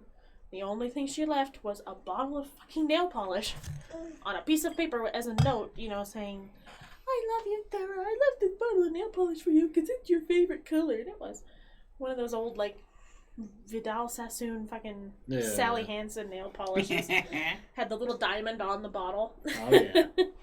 But, this was your favorite. And I was like, I didn't register for a while. I'm only 7. It doesn't click with me. But I remember that day that she left. I remember coming home. She wasn't there.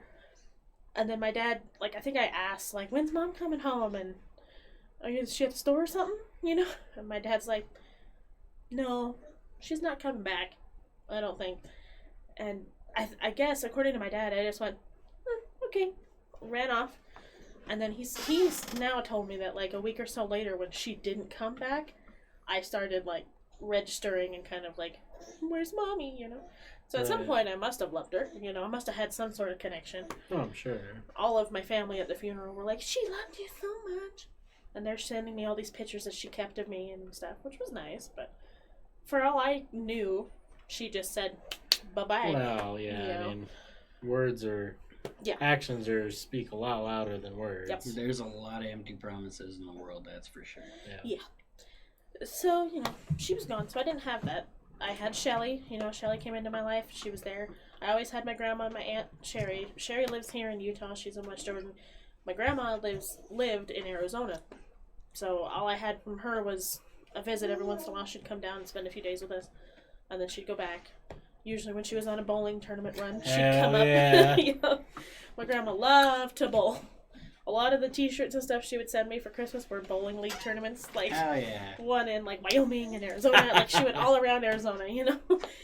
When she died, on her headstone, on the back of her headstone, is a woman bowling. That's so cool. And it That's looks pink. just like her. That we found, like, the same hairdo and everything. It's the old school. She's just, you know, bowling pins knocking everywhere. So she loved to bowl. She was good at it. They won lots of trophies. That explains a lot. Yeah. I get made fun of when I bowl. I look like Fred Flintstone. He waddles. He walks funny.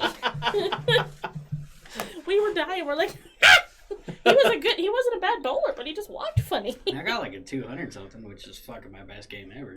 So you can get a good 100 out of me, maybe. Yeah. On a good day. I'm not good at playing the balls. I'm sorry. You pay me, I'll learn. But hey, Darts, though, I'm good at playing little shafts. 'Cause I can't. gotten do used to that either. over the yeah, years. it is what it is. But I work with what I was given. All right. That took a minute to click. That was funny. Anyway, I can play pool like a madman, though. Sometimes I'm really good at pool. Yeah, I like to pull off. That was my jam in Job Corps when I went. Like I'd watch movies Yeah, you're and tired. played Modern Warfare like a sumbitch on PC. But pool was my jam. I'd play at least 4 hours a day. And I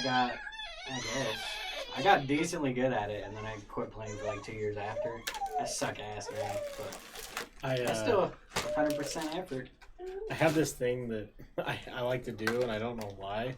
So, like, Princess Bride's probably my favorite movie of all time. I love that movie. And, like, the main dude's name is Wesley, my name. So, like, I do this thing where I learn how to play things left-handed.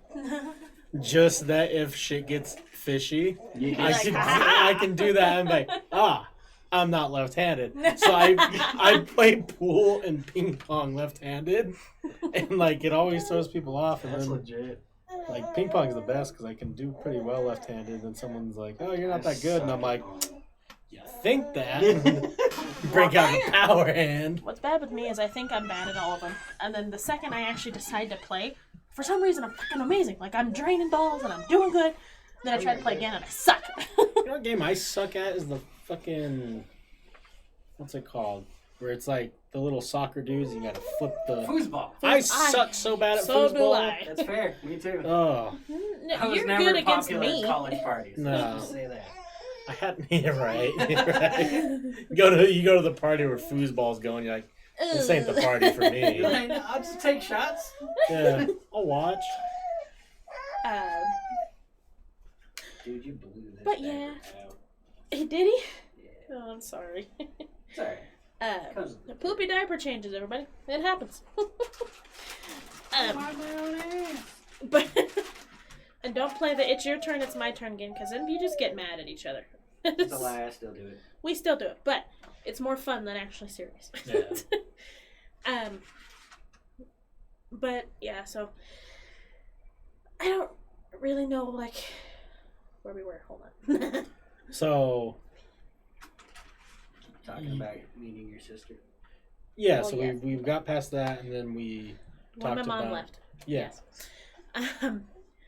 So she disappeared from my life for at the point that we saw her at the birthday party. That had been almost 15 years that I'd actually had a whole conversation with her, because she popped up every once in a while when I was a kid. Like, my dad put me in daycare because he had to work, and he told my daycare that if she just happened to show up, don't let her in.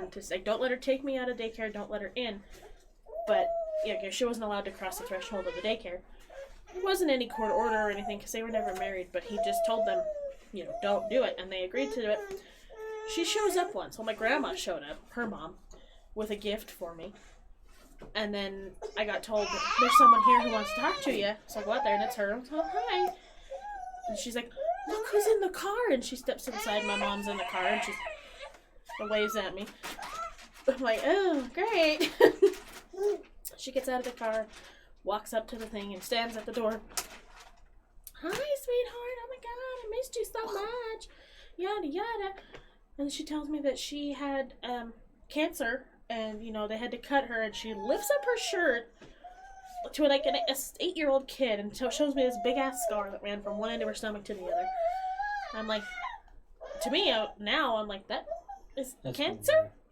That looks like old school, like, gastric bypass, like what they used to do, like, cut it and then tuck it, Because she looked a lot thinner than she was when she left. So I just assumed that that's what it was, but she tried to get sympathy and say it was cancer. Right. But... then after that, I didn't see her for a while. But Rose, my grandma, lived close to us. And she would, like, drop off, like, Christmas cookies and gifts and shit for me. But, I remember I was at school, just down the street from my house. It's winter, I'm outside, playing in the snow. And I don't know what game we were playing, we're kids. But I just remember being, like, surrounded by all my friends. And I was trying to make a snow angel. I'm on the ground, and my friends are standing around talking with bullshitting. And I hear this woman who's calling my name, she's walking around the schoolyard. And I remember looking up, and I see this woman walking with a dog on a leash. And I could tell it's my mom. My brain, split second, went, don't say anything, say something. And I went with say something. So I was like, I'm down here. And she kept walking, and so I stood up, and I went, over here. She comes running, I'm like, oh, God, it is my mom. I'm playing with the dog, of course, because I'm little. The doggy! She's like, hi, sweetheart. I left you a gift. It's in the office. Okay. So I go in the office, and she did. She left me a Christmas present. And it was this wooden sleigh. Just like a small one. Like a decorative thing. And then she had my name put on and stickers on it. It said Sarah. You're going to have to hold him. And then there was this box that had a gift in it, a little cardboard box. And on the box she had written, to Sarah, like, Merry Christmas, love, Mom and Ray. Ray was the guy when she left, she went and married this other guy. Oh, okay. I'm like, who the hell is this guy? I took it home to my dad. He's like, who the fuck? Who the fuck is Ray? Who's this guy? She ended up being married to him this entire time. You're okay. She was married to him the whole time after she left us. And that was about it. After that, I didn't see her again. Didn't hear from her, didn't see her. My dad lost his job, so we had to move. We moved to Idaho for a few months because he was on unemployment and we couldn't afford to live here, so we found a house in Idaho. Shelly, our friend, knew a guy that used to live there who had sold his house to move back here, so he was renting it out. She's like, oh, let me get in contact. So we ended up getting this house for, like, super cheap rent. And we lived in a really cute little, like, 2-bedroom house in the middle of, like, an RV, not an RV, but, like, a trailer court. Yeah. In Idaho. In Filer, Idaho, which is inside of Twin Falls. So there's Twin Falls, a little road called Pole Line Road. You just keep going, you run right into Filer. And then Buell, and then the next actual town, like Coeur d'Alene or something. Right. You like it? But, we were there for all of 6 months, so I started 4th grade there, and I finished it when we came back. Yeah, because my dad ended up going and getting a CDL license, and they paid for him to do it through the state. Oh, awesome. So then we had to move back here because he got a job. So it was a whole topsy-turvy time in my life for a little while. But my mother, when I saw her, hey, I don't know who you are. Hey, good to see you, Big Papa. Hey. So they call me in porno. Been doing great. I hope you've been doing well as well. Apparently, according to my mother, that whole time she tried to get in contact with me. She's like, I called child services and I looked in the phone book.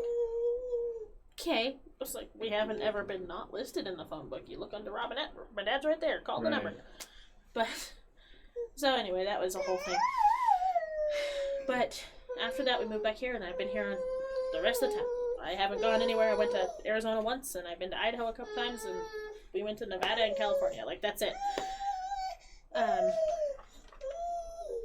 But we went my whole life. I didn't know my mom. I didn't do anything.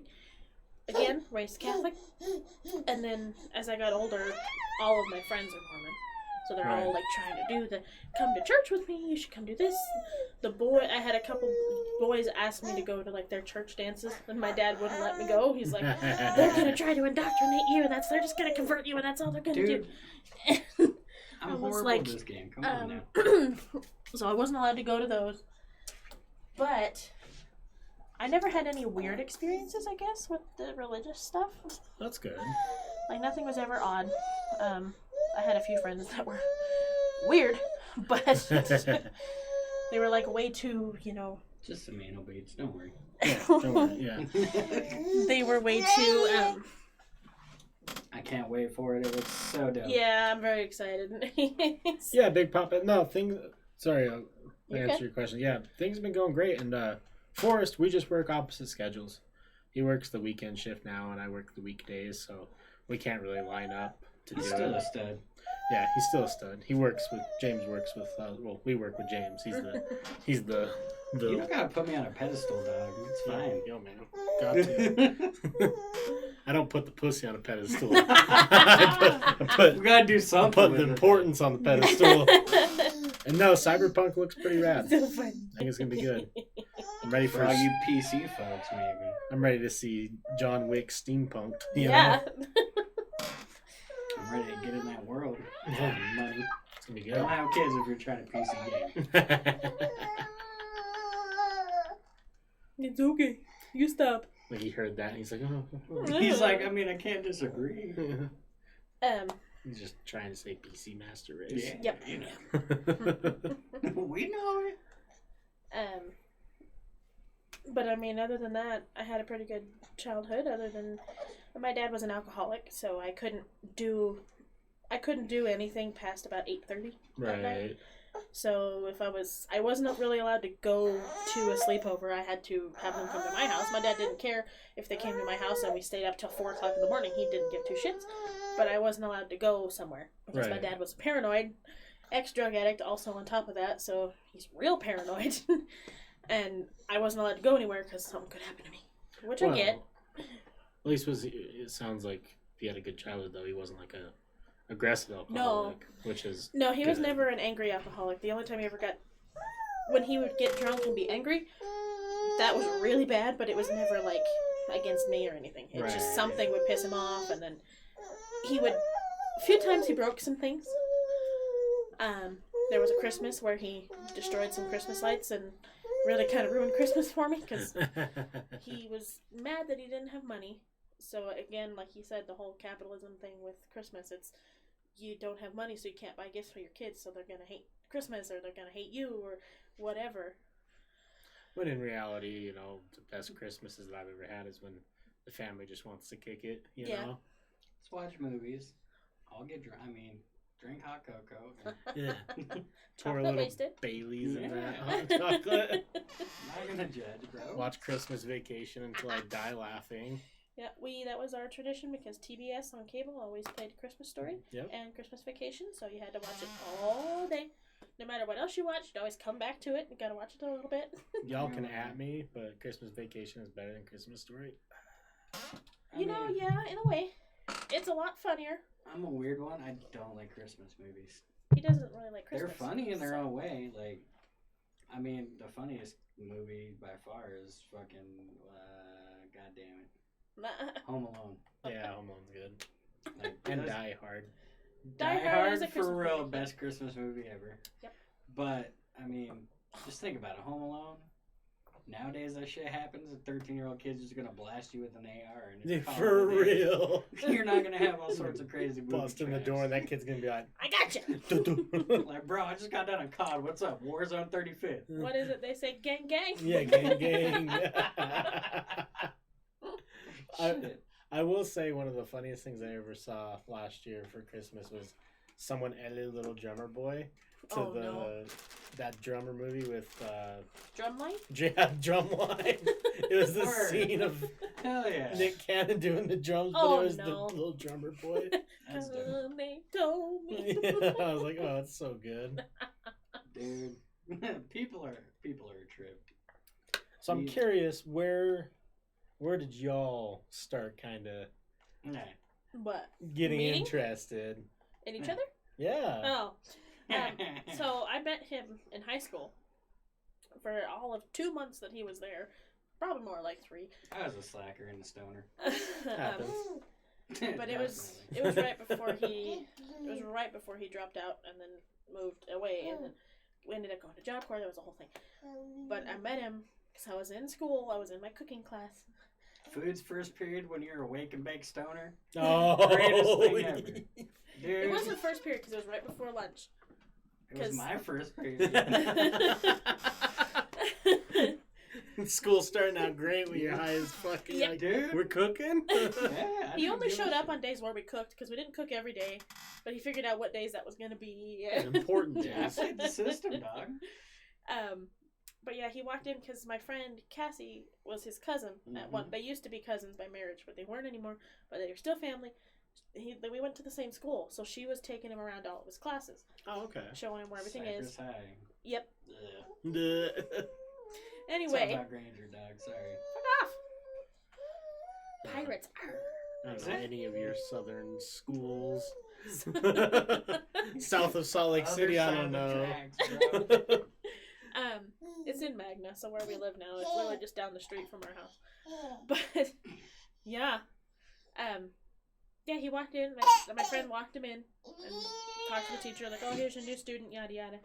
And she's like, "Well, you got to pick a group to go to," and we were the only table that had an empty seat because we were in little groups. So of course he walked in. He decided to tell me this a couple months into everything.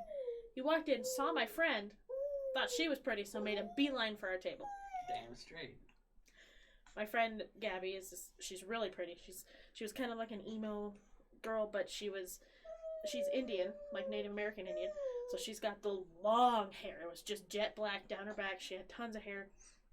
She wore glasses, but she always had kind of like that emo look. She was into Evanescence and that kind of stuff. Right.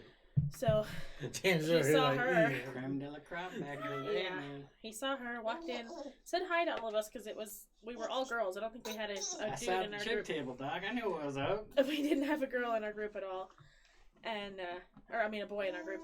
But he came you in. call me a girl, it's fine. I got titties. He came in, sat down, immediately started talking to her. Diddy. I'm all shy. Like, I fucking, in high school, I didn't wear anything different other than the same fucking 3 pairs of jeans that I had, ugly ass tennis shoes, Disturbed band t-shirts, and my hair was in a ponytail. I didn't have glasses yet, and I had long hair You too, still have but glasses. I hadn't got them yet. I hadn't started getting them yet. At the beginning, and then I got them like right after. But anyway, I had long hair too, not as long as Gabby's, but I had long hair too. It was always in a ponytail because I was not doing anything with it. I didn't know how. Again, didn't have a mom. Shelly tried to teach me things, but I was like, huh, what do I do? So, I didn't do anything. So he walked in, and I was like, oh, he's cute. That was my reaction. I was like, can't look at him. Can't say nothing. All beet red. And it took a while for me to actually talk to him. All my friends knew that I liked him. They could tell. Apparently I was flirting, and I had no idea what the hell that meant. I'd never even thought about a boy before, except for like musicians that I thought were cute. Right. But so my friends were like, "You're flirting with him." I'm like, "No, I'm not. I don't even know what that is. I'm naive. Shut up." Anyway, a little while into it, he kept coming in on the days that we were cooking. He came in on days we decided to make pretzels. Jesus fish, And dog. Gabby made a Jesus fish. He stole Gabby's Jesus fish because he was hungry and high and wanted a munchie. Well, yeah. She got so mad because she's like, "Where's my Jesus fish?" James was like, Teacher, you got it. She took it, dog. It's religious. I don't know. But then one day, like, there was a week where he didn't come into class, and I was like, "The hell?" And like right before this, he had like the week before we were sitting at lunch because we had that class before lunch. He would come to lunch sometimes, and All the food. he was sitting at our table. We have got a picture somewhere. He had his hat on, those flat brim hats, wearing sunglasses, music in his ear constantly. He had the guy liner on, and he's just in a corner, all Sunglasses Mr. 'cause my Emo. eyes are bloodshot. Yep. Chink out as a motherfucker. Zip up hoodies and everything. I wasn't cool enough for band hoodies. I have band shirts, but not band hoodies. He tells me, out of the blue, we're just having a conversation. He tells me, the only reason I came and sat at your table was because of Gabby.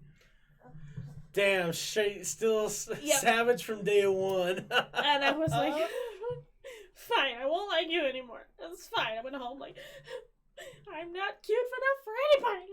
Whatever. All my friends had boyfriends, and I'm over there like, I'm over here too. Anyway. Yeah, it's so funny, huh? He ends up like not showing up for a week, and I'm like, what the hell? So I find Cassie. Before all that, I had to get your number how many times? 3. He kept asking me and Gabby for our phone numbers, and he never had paper because, he's a stoner kid who never had anything in his backpack. He had a backpack, but he never had anything in it. If it ain't rolling papers, it ain't worth it. We'd be like, do you have a pen? No. You got paper? No. So... Did you use the excuse, Salty Frank, did you use the excuse that a Christian should be happy to share the Jesus fish in the spirit of Christianity? I just took that shit. I didn't care. No, we didn't explain nothing. It was just, where'd it go? He ate it. I don't even think I salted it. I just fucking ate the dough. We baked it, just, you didn't do it. I was baked for sure. Yeah, something was baked in that room for sure. But so he didn't, I find a search, I find Cassie. I'm like, where is he? She's like, oh, he left. He dropped out. I was like, the fuck? You didn't even say bye? Oh, sorry, I don't know. He just gone. And I didn't see him for 2 years. I finished high school. I started college. And as I'm in college, like working on something on a computer, I was also logged into Facebook because I'm, shitty. I was a shitty college student. Do not go to college unless you're ready. I thought I was ready because high school was a breeze. I was not ready. Prepare yourself because you have to actually study. If you're a good kid, didn't have to study in high school, you're going to have to in college. Doesn't matter what you do. Anyway, I was on the computer. Context to that of why I disappeared or dropped out was pretty much the turning point of when I left home. So it literally wasn't even like I'm done. It was like I gotta leave tonight kind of scenario.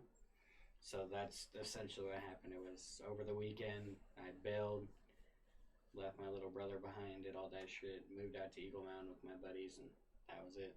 Mm-hmm. And then... Yeah, so 2 years pretty much went by. I graduated. I did like a summer jump start into college thing.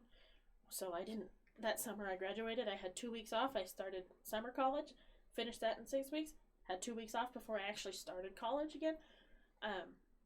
But while I was up there, working on my classwork, and then I was on Facebook, and he pops up on my Facebook, and I'm like, oh yeah, that's it. He friend requests me, so I accept it. Then he gets on, sees that I'm on, gets on Facebook Messenger. You know how it used to pop up? It was like AIM. They used to Messenger, dog. Used to pop up on the bottom with a little ping sound or the little pop noise. And he's like, hi, how are you? Whatever. And he tells me that, he's been in Eagle Mountain this whole time. He just moved back with his grandma, with Debbie. And he was like, we should hang out. He would not flat out ask me out or tell me that he wanted to. It was this whole fucking flirty conversation, back and forth and back and forth. And then he just comes out with, so are you a virgin?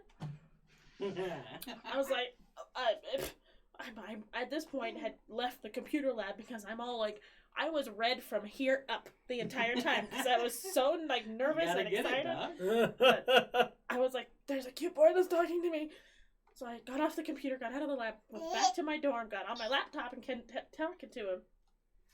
And I would run to my friends and I'd be like, he just asked me if I'm a virgin. What the fuck do I say? And they're like, he's a creep. Don't answer. Yeah. And I'd run back in there and yeah, why does it matter? He's like, oh, I don't know. I just kind of have a thing for virgins. So up until that point, No joke. Every chick I was with, I took their V card. It was like 4 or 5 before that. He was stacking cards over here. Dude, I was Apparently. cashing in. And yeah, I'm pretty sure I was like, it doesn't really. I got a thing for virgins. And she was like, okay. It's like, well, yeah, I am, I guess. He's like, cool. And Cool. It wasn't like, obviously, if you've been with a virgin, it's not super enjoyable. It just, for some reason, that's how it worked out. So I was genuinely curious. Swiggity, I mean- swiggity, coming for that booty. You I think know? about it, I would have rather banged like 12 slutty chicks knew what they were doing, but whatever. He take just what liked you the can feeling get. of being like, yeah, I can show you what you're doing and how to do this, I think. I guess it was a control thing. Yeah, that makes sense. But so he asked me that. I was, I answered whatever. We kept talking. And then finally, I was like, okay, this is going. It had been like a 3-hour conversation, and he wouldn't ask me out. I don't know what the hell I'm doing. I had never had a boyfriend at this point. Never been kissed. Never had a boyfriend. Nothing. So I'm over there like, well, I don't know how do I ask somebody out? I don't know. I'm telling my friends, like, you want to ask Stephen? Do I ask? No, you don't do it. Back and forth with girls gossiping and shit. And then I finally went, so we should hang out sometime. But he's like, yeah, we should. I'm like, well, I'm in college, but if you can come up here, can hang out after I'm done with class. Well, I don't have any money. I don't have a job. So I have to borrow money from my mom. I'm like, well, don't do that if you don't. No, I'll ask her. So I remember the day. It was August 6th. First off, they pay you $11 every 2 weeks to live in Job Corps. Don't listen to the fucking hype. They lie the shit out of you. Yeah, you'll make 20 cents. No. Fucking lie. You make $30 when you're there like 2 years, alright? And that's every 2 weeks. After taxes. They tax your ass to get paid a Job Corps. It's stupid. But Just enough to buy, like, shampoo and yeah, deodorant. like personal items that you need. Which I still didn't fucking have enough for because the store on campus was overpriced like our fucking vending machines at work. But, so yeah. You tell me $3.59 for that Lunchable's overpriced? Dog. Shit. Well, I still think they're like $2.59 at the store. So. Yeah. Hey, that dollar goes a long ways. Now you're getting broke. Especially with a kid. But he, so I was like, you can come up here, and he's like, well, if I'm gonna come all the way out there, I better get something in return. My man playing the fucking the game. And I'm like, what the fuck does that even mean? And my friends are like, what is he talking about? Don't have sex with him. Don't do that. You don't know. Don't do that yet. You don't know him. I'm like, well, I'm not gonna do that. I'm not a whore. And I was like, well, what does that mean? And he's like, well, I don't know, like a kiss or something. And I was like, playing it casual. Come on. It's like, well, and I think I'm, I read a bunch of romance novels at this point. I'm 18, so I'd read them. I know what happened. She was diddling the bean, don't I? Yeah. I figured out what porn was long before my father realized that I was a teenager. So, I mean, I wasn't a kid, but my point is I figured out what the internet had to offer when I was like 16, 17. The internet giveth. So, I found the free shit before I knew there was shit you had to pay for. Fuck you, OnlyFans. What's up? Anyway, so yeah, I'm like, I think I'm being flirty. I was like, well, I've never done that before. Wink, wink. And he's like, don't worry, I can show you. Oh. God, playing it. I was like, okay. So, that weekend, it was the 6th? Yeah. Yep, okay. August 6th of 2010. Exactly. It was our first date. It wasn't really a date. It was, he's going to drive up here on the train. Told me he'd be there at a certain time, so I'm all excited. And I went, you know how the track trains, like when they have the handicap spots, there's like the stairs and the doors that opens up right to the handicap thing. Right. And so it's a ramp. I sat there because it was summerish and hot as fuck outside. I'm wearing a band t-shirt because I think it's going to impress the emo kid. And I'm sitting there and I sat outside for 2 hours waiting for him to show up because I thought he was going to be there at a certain time, and the trains ended up being fucking delayed. So he didn't get there till late. I was like, fucking sweating to death. He finally shows up and I'm like, yeah, woohoo, excited. And it just, this summer college thing is you had to go home every weekend. Or if you had your own car, you could stay. Daddy. You could stay if you had your own car, which my roommate did, but nobody else did. So she would stay there. She lived in Tokerville in freaking St. George, and she was going to the U. So she had her own car. Jesus. So she stayed on campus. Mileage, dog. Yeah. She wouldn't go home. She just stayed there. That's why. But everybody else had to go home. So you'd pack up your, like, leave your bed and everything there. But you take your clothes home for the weekend and all that. He shows up on a Friday afternoon, and my dad's due to come pick me up. I figured we had enough time, but I didn't realize with the train taking forever and all of that. So he shows up. We hang out. We talk for a little while. There was this little pavilion with, like, a table under a tree. Yeah. And it was right, like, the parking lot to my dorm was right here. And down a little hill and the table and the tree. So we're sitting here. You could see the parking lot. Perfect view from where I was. And so the parking lot could see in. We're talking, whatever. And he decides, okay, now I'm going to kiss you. Whatever the fucking lead up was. I don't remember what it was. But I don't know what the fuck I'm doing. So I tell people that it was like I kissed like you kiss a dog. Because I don't know what I'm doing. So I just went. And he's like, yeah, that could use some work. Fucking said that to me. Fucking. I was like, oh, ow. And then he kissed me again, and it was better than before. He's like, oh, that was better, you know. But it happened to be right at that particular time. I look up, and my dad is parked right there. Oh, no. He doesn't know anything about James. It wasn't like I was trying to hide it necessarily. But I wasn't trying to have my dad watch me kiss somebody at the first freaking second, you know. So I was like, shit, my dad's here, babe, you gotta go. So he goes walking around the other side of the building. I go running inside and text my dad. I'm sorry, I gotta get my shit. I'll be right there. Hold on. Go running, and I threw everything in my suitcase because I didn't pack. And I was wearing makeup. I had put makeup on, and I don't wear makeup often. And I came home, and my dad, I wasn't wearing a lot, but I was wearing mascara and eyeliner. And I didn't say anything about it. Didn't really bring it up. And then my dad, out of nowhere, is just like, why you got makeup on? Oh, I don't know. I just felt like wearing it. And it wasn't because you were out there trying to hang out with that boy, were you? And I was like, no, not at all. He's just a friend. You know, I knew him in high school and stuff. You know, whatever. Yeah, casual. Okay. That was it. Didn't say nothing else about it. But I didn't hide it. I wasn't, like, not... I just didn't tell my dad that technically I had a boyfriend. But after a while, like, that next following week, on the 10th, was our first, like, date. Slumping down. I had money, though, at the time, and he didn't. So we went to a movie. I paid for it.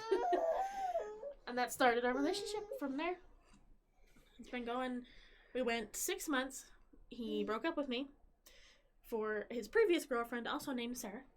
Damn. Because nothing like crazy like that. He hadn't started Job Corps yet, because he started it when I started college. So I was in college, going to school, going in the middle of my art class. He calls me and tells me that, so Sarah found my phone number and messaged me. I was like, oh, really? You know, I don't think anything of it. And then he tells me that she's like, I still love you. I still want to be in a relationship with you. So then he's like, I don't know what to do. I've got to me. So I'm going to pick her, he says.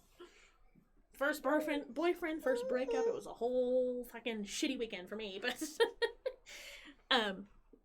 anyway, that was when he was in Job Corps. So he was gone all week, and then he'd come home on the weekends if he had his good card to come home.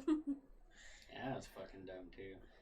So if you're local, you're supposed to be able to come home every weekend regardless of whether... So I went to Clearfield, and they give you what's called a Bulldog card because you're in the Clearfield Bulldogs.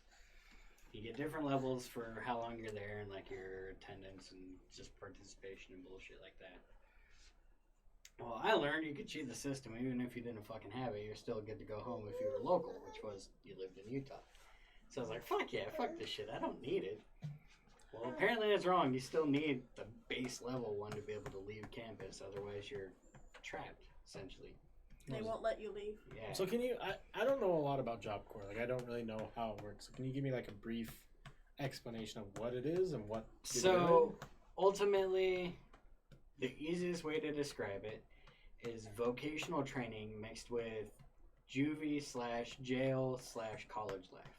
When you're a fuck-off kid in school. Best way to describe it. So a lot of kids get, essentially, it's kind of like a ultimatum. Go to Job Corps or go to jail type shit. Right? Oh, okay. Better your life. I think you threw it in there. If not, it's somewhere on the ground. But, I don't know. Anyway, so, it's most of the time it's an ultimatum thing. You can choose to volunteer yourself to go, but you have to be a minimum of 18, unless they've changed it up to 26. That's your age gap. And if you volunteer to go, they need, it's kind of like college. They need like your parents' tax shit and everything like that, so you know, blah blah blah. Because they pay for everything. Yeah, it's all free. government funded. They pay for your housing, they pay for your education, whatever you choose to do, whether it's on campus or at a college or whatever. So you do all that. I decided that it would be good for me to go and learn a trade to make money and start my life because of my upbringing. So I volunteered to go. I was 17 when I looked into it and tried contacted them, did everything. I had to wait till I was 18 to go in. So I think it was like 2 weeks after my birthday, or the week after my birthday, something like that. I went and because it was February when you started. Went through orientation, did everything, and that's when they were like, "Cool, you live on campus." And I was like, "Wait, what the fuck? I don't want to do that. Like what?" But regardless of what everybody says, there's good and bad points of everything in life. Job Corps to me was phenomenally better than high school, and I made some of my best friends I could ever have in Job Corps. My roommates were fucking wild, but they were awesome people. So I had a very diverse room. There was 2 white guys, me and Matt. We called him Bones or Dry Bones because he's a little gangbanger from Kansas City. And then we had Emmanuel Sanchez, a little short Mexican kid. And then the first black dude we had, we called him Twix. His name was Joshua Williams, I think, or Willis, something like that. Name dropping all over the place. We called him Twix, though, because the roommates got him baked. They went to the mall, and he wouldn't stop bugging everybody to buy him a Twix. But this kid was stacked, knew a little bit of MMA, but loved Magic. Love card game. He would play it like a mofo, and it was dope because I was a little nerdy, so we got along with it. And just he was extreme though. We called him MOB, Magic Over Bitches. Chicks were throwing themselves at him, and he would rather go sit in the lobby and play Magic with all the weird, smelly kids. Yeah. And I was like, hey, do what you gotta do. But I mean, his dick ain't free. Yeah. So he was a cool kid, but he had an 50 attitude. land cards to get this. And my 2 roommates were legit game makers. They were both norteños. So the one was straight from Cali, a little manual kid, straight from Cali, like fresh out fucking juvie and shit like that. But he wasn't like a bad kid. He was in a bad situation with some bad people. Right. Matt came because his home situation wasn't the best either. And I think it was his stepdad, wanted to press charges because he whooped his ass for beating his sick mom. Well, so Judge was like, Job Corps or jail? Yeah. And he was like, word. And then Josh, I think him and his dad was like military or something, so his dad was like, if you're not going to the military, you're going Job Corps type shit. Right. So, yeah, I was the only one there that was like, fuck it, I'll go just because I want to go. And they were like, you're fucking retarded, white boy. So Matt was a super duper gangbanger, little white kid, baggy jeans, fucking red t-shirts. Manuel was a little norteño, fucking, gangbang this, me and my homies, and fucking blah, blah, blah, blah, blah. And I walk in the room, and they all fucking tried their fucking stupid little gangbanger shit. Like, what set you rap, blah, blah, blah. And I was like, look, bro, this is what it is. I'm not a gangbanger. I don't really listen to rap. I'm not going to fight you unless I have to, so let's just get that shit out of the way now. And they were both like, oh, okay, you're cool. And I was smoking at the time, and they all smoked, but nobody had cigarettes, and I always had cigarettes, so I was like kingpin in the room. So fucking, I'd come in, $2 a cigarette, dude, for real. I'd come in the room, and everybody be like, "Yo, you got to smoke?" And I'd be like, "Noodles, like pepper, let's go, dog." Yeah. Like Trailer Park Boys, that shit. So pepperoni sticks. yeah, I was like, "What do you got?" Like, I need noodles, something, dog. They're not free. So yeah, no, we all got along good, and then one night, Josh thought it would be funny to take Emmanuel's phone and text some of the girls he had in his phone. Well, one of them happened to be an OG's sister. Oh. And Josh said some shit that you shouldn't say to somebody like that.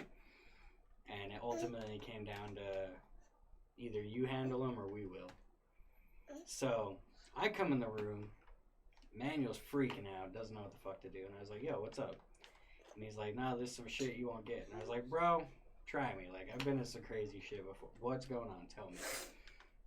And he's like, look, homeboy hit up the OG sister. The OG's after me now. Like, either I got to do this shit or they're coming and it won't be good. And I was like, all right, well, handle your shit, dog. Like, fuck, do what you got to do. And he's like, well, no, you don't understand. Like, I got to fuck him up. Okay. Right. I was like, if I'm not here, I don't see shit. Like, just tell me what the fuck's going down so I can dip. Right. It is what it is. Like, I'm not a snitch. I'm not going to tell him. You're not roomies. Like, I don't give a fuck what you do. So, this motherfucker, he's telling me about it, and Josh walks in the room, and Emmanuel starts just fucking going at him. Emmanuel's like 4'11". Josh is almost 6 foot. Right. And I was like, this is some funny shit, because Emmanuel's a little tiny stacked Mexican kid, and Josh is like a cut black dude.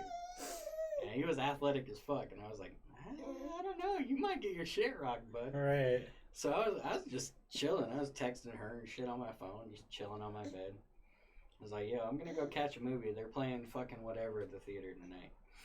And Josh was like, yo, I was gonna watch that too. And I was like, nah, homie, like, you guys got some shit you gotta hash out. I was like, not my business. All I know is you said some shit to some people that you shouldn't have said. And he's like, oh, you mean that little bitch? And Emmanuel got fucking heated, dog. Dude, no hesitation. I go walking by, and I see this little red blur come from the side of me and just straight hit him. And I was like, oh, shit. Next thing I know, I'm just standing there, and these fools are going at it. And Josh is laughing because he's not doing nothing to him. Right. He's trying to, like, push him and hit him, and dude's just standing there, and he can't move him. And I'm like, fuck, dude, what the fuck? And then Josh just looks at him and kicks him square in the dick. And I was like, yo, like, hold up. I was like, you can't do that. So I was like, all right, that's when I go and grab him. Because he kicked him in the dick and he went to hit him. And I was like, yo, hold up, wait. Like, hold on, dog. So I grab him. And all of a sudden, Emmanuel thinks I'm helping him out. So as I'm pulling Josh back, Emmanuel gets up, still in pain, fucking one hand on his dick, just trying to swing at dude. And I was like, yo, calm down. And he's like, nah. He's swinging. And then my other roommate comes in. And because they're both red, all of a sudden he sees dude swinging on him, so he pushes me out of the way and grabs him, and they both just start fucking hitting him. Oh, shit. And I was like, yo, this is some wild shit. So finally I was like, all right, look, this shit's over. Twix had a bloody nose. He didn't really get fucked up that bad. Manny was like, yeah, I handled that shit. Took a picture of it, whatever. Talked to his dude. He's cool. Well, Twix was mad because Matt came in the room and started holding him. So now Twix and Matt are fighting. So Twix goes to tackle Matt. Matt stuffs it, puts him in a guillotine, and drops on the bed and is just choking the shit out of him. And I was like, damn. Okay. So I'm sitting there and I'm like, all right. Josh starts tapping and Matt's not letting go. And I was like, bro, no. Let go. And he's like, no, I'm going to kill him. He was like, no, you're not. I was like, let go. He's like, what are you going to do about it? So I grab his one hand and I punch him in the ribs. And I was like, stop. And he just looks at me. And he lets Josh up and Josh goes to push him off. So Matt swoops him up again and just starts hitting his ribs. And I was like, you guys need to stop right now. So I grab them both and I push him away. I grab Twix by the shirt and I throw him on his bed. And I'm like, dog, stop. Sit down over there. Don't fucking make a sound. He's like, just stop. I was like, you need to fucking chill. This had nothing to do with you. And he's like, no, now it's personal. And I was like, I don't give a shit. Fuck you. And he's like, well, you going to fight me too? I'm like, I'll destroy you. Stop. He's like, you don't even know how to fight. I'm like, you don't know that. Even if I don't, I know I'm going to destroy you. I was like, I just watched you fight him. You think I'm going to let you swoop me up like that? Right. So they finally cool off. I'm like, look, I got to go watch this fucking movie I've been trying to watch for 20 minutes. Like, if you guys are going to fight, cool. I don't want to fucking come back to it. If my bed's fucked up when I get back, I'm going to fuck you both up. They made him do, like, military corners. Yeah, because you got to fucking make your bed and shit, do your chores in the morning or at night, whatever, and they come and check your rooms. So I was like, look, my shit's good. Don't fuck my shit up, because I got girl, I'm trying to go get laid this weekend. Like, fuck, dude. Right. So they're on their bullshit. I go catch the movie, texting her or whatever. Come back. Twix is out of the room. He's gone for the night. And I look at Matt and I'm like, what's going on? And he's like, nah, fuck you. Like, we're not cool. And I was like, bro, however you want to do it is how you want to do it. And I was like, but I got one smoke left. I'm going to the bathroom to go smoke. Yeah, You're more than welcome to come in here and share with me. So he comes in and I'm like, look, we could be friends or you can hate me all you want. However you want to do is up to you. I was like, but you're a cool dude. I got nothing against you. I was like, the shit you're doing is stupid as fuck, though. Right. He's like, what do you mean? I'm like, you think these people are going to be there for you if anything ever happens and goes down? He's like, well, I don't know. I was like, well, I was there for you tonight. I've never gangbanged once in my life. I was like, but I know a good person when I see him, and I'm a good judge of character. You're a good dude. You're fucking confused, dude. You don't know what the fuck to do with your life. Right. I was like, you already been here 2 years, dog, for something you should have been here 6 months for. What the fuck's going on? So that night, he fucking, like, had an epiphany. We became good-ass friends. After that, they booted Twix out of the room. And we got this other dude, I don't remember his name, but he was another black kid. But he was short as fuck, too, and he was a blood. So he was always trying to fucking cause shit. And our room ended up being like the fucking room where people came to hash shit out. Like, our room was a Fight Club room that sucked ass because fucking my bed always got fucked up. And I was like, man, just fucking fight over there, dude. Right. I'm fat. I don't like doing this shit twice. But, yeah, no, like, we never really had problems after that. Everything was chill. And then, yeah, so after that is when I realized fucking you gotta keep good standings and do shit that you're supposed to do to be able to go home. So I wasn't able to go home a couple times, and that whole shit with fucking the other Sarah was just dumb, emotional James. Essentially, like, it was kind of like the first girl I actually, like, fell for in a way. So the way that whole shit went down was just really bad miscommunication on both parts. But she fucked me over regardless. So does Job Corps teach you, like, is that where you learn composites? Yeah. So you get different choices of what you want to do. They have a whole variety of shit. So it's kind of like multiple choice questions. You get like a flyer of what they offer, and then you pick 3.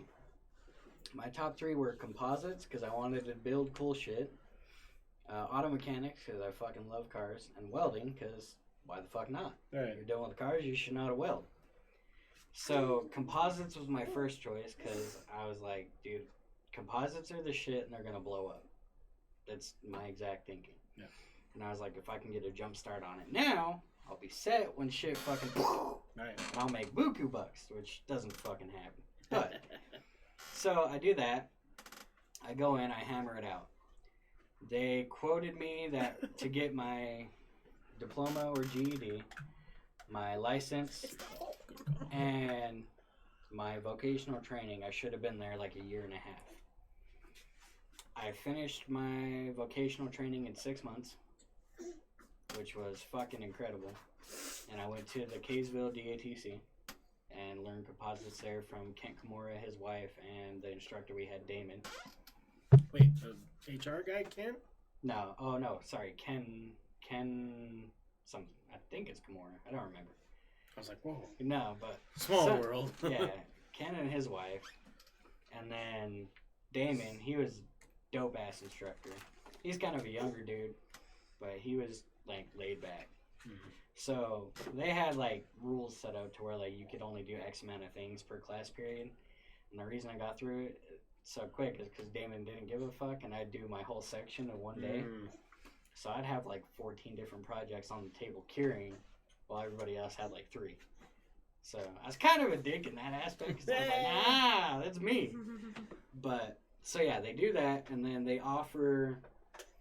Well, they don't really offer. They make you go to school if you don't already have a GED or diploma, so you can graduate as well. So while I was doing that, I finished my vocational training. I still had to go through and do my GED. And I was doing GED because to do my diploma, I would have had to do packets, and I only had like maybe 12 credits. So I was like, fuck that. And packets there are about half of what you'd normally get at a regular school, so you gotta do double. I wasn't trying to fucking be there forever. I wanted to get on with my life. So I was like, fuck it. GED's the same thing. And it is what it is. So I was like, fuck it. I went and did that. I passed everything the first try.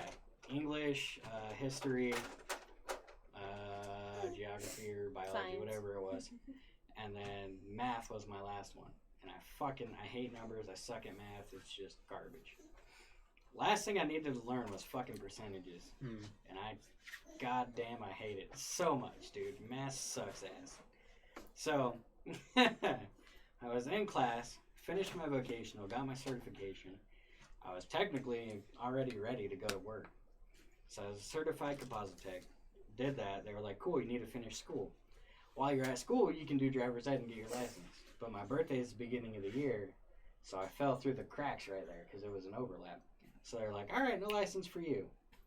Fuck, all right. So, trying to fucking do everything, I had to take the math portion 3 times.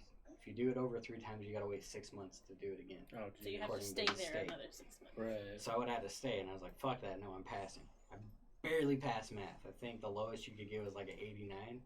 I got like an 89.7. Just take it. And I was like, we'll done. take it. Yeah. So, but our math teacher, I think her name was like Miss Carlson or something. She was an older lady with a crazy lazy eye. Oh. And dude, everybody clowned her. I felt so bad because these are fucking like LA kids and fucking gangbanger kids and just douchebag little assholes. And it was bad, but it was the funniest shit I've ever seen in my life. This lady had a lazy eye, and she had enough. She was an older lady, so when she hit that limit, it was, you know, she'd fucking yell at you and shit.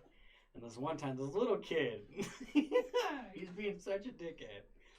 So he's fucking the whole class. He's making jokes, fucking lighting cigarettes in the back. She's like, bro, you gotta stop. And he's just going off. And finally, she was like, blah, blah, blah. I'm talking to you. And he's like, really? I couldn't tell.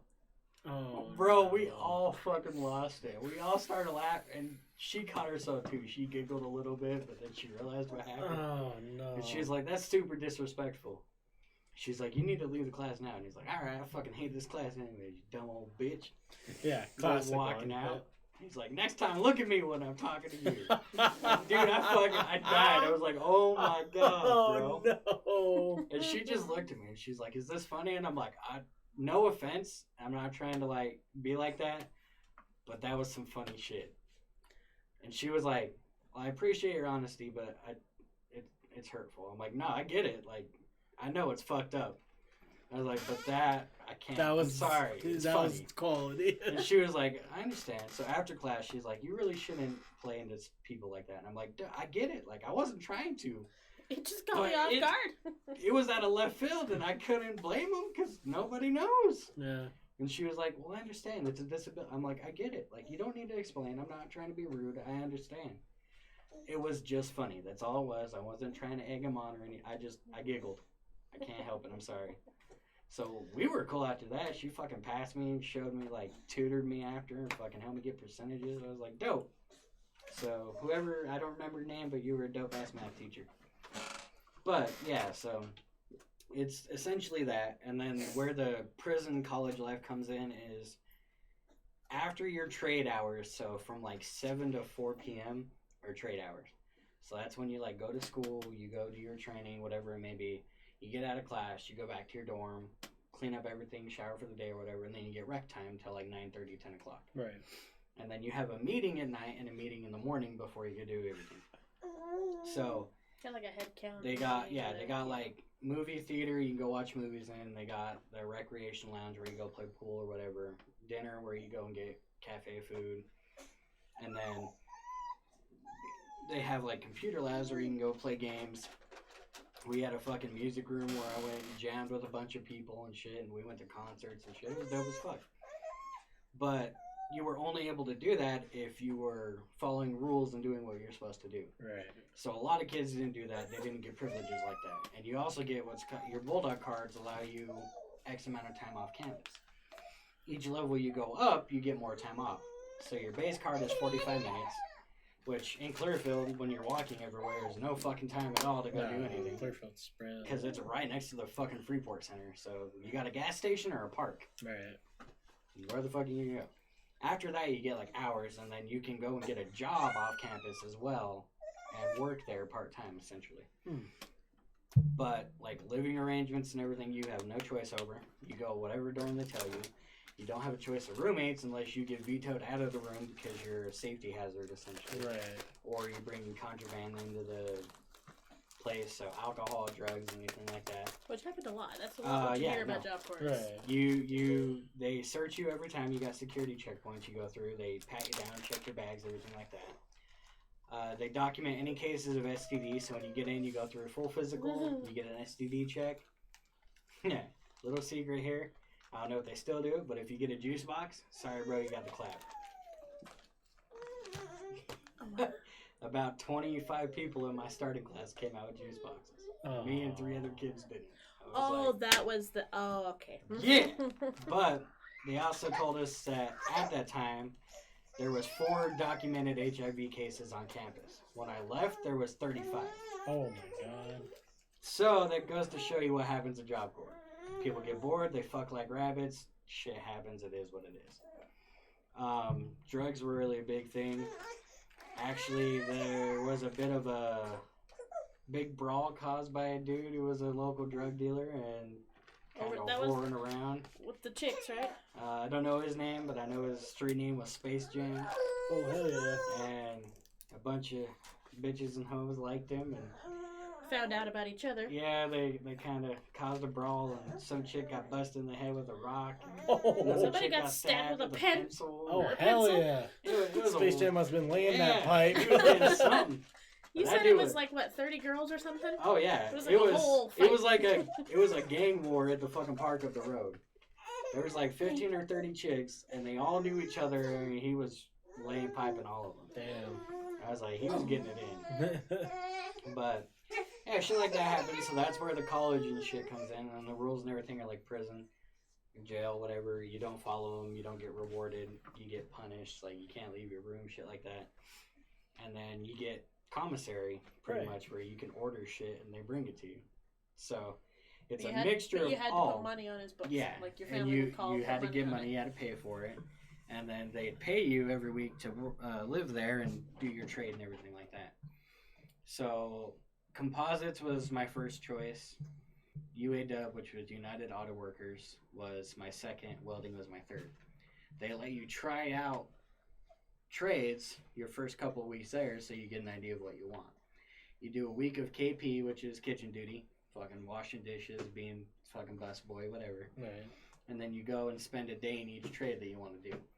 Welding was fucking awesome. I caught on super quick. I was an awesome stick welder for about 3 hours. Until they tried to make me do overhead, and I got slag in my shirt, and it sucked ass and burned the fuck out of me, and it sucked. I don't like it, but it is what it is. And then composites, they wouldn't let you do anything, but you could go tour the campus and see what it is they were doing, and that's when they were introducing like filament winding, pre-preg, shit like that. Right. Bear claw. Yeah.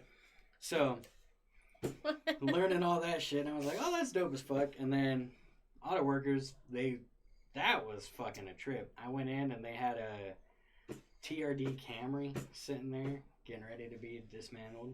They had a race simulator. Oh, no shit. And I was like, yo, what kind of shit is this? And then there was kids fucking busting axles in the back and shit. And I was like, all right, this is dope. So that was my second choice. Went through everything, did composites.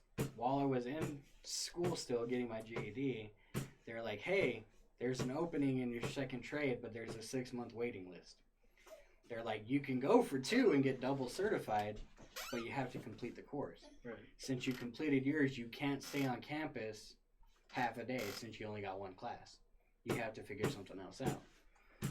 That's when I signed up for driver's ed, but everything fucking fell apart, whatever. So I got put on the waiting list for UAW. Well, I finished like 2 weeks after that. So I wasn't given the option to do it.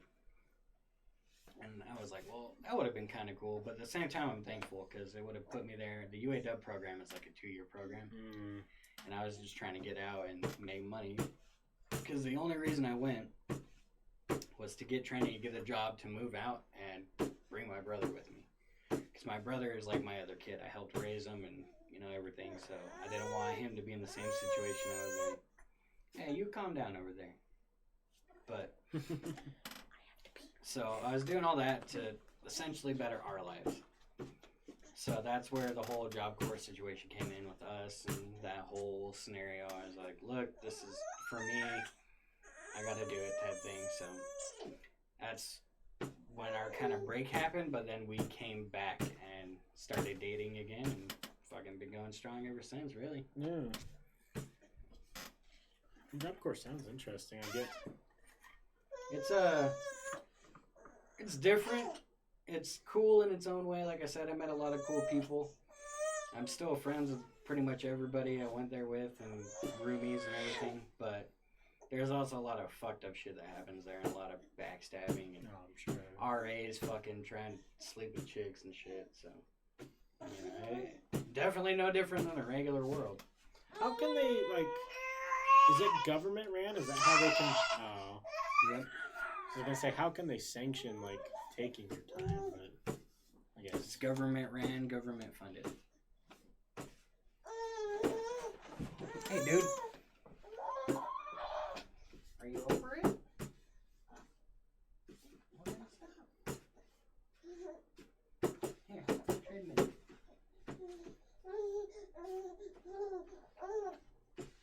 I don't know how you guys are feeling. I'm starting to fade a little bit. Call it whenever you need to, doggy. We'll wait for her to get back and see if she wants to add anything.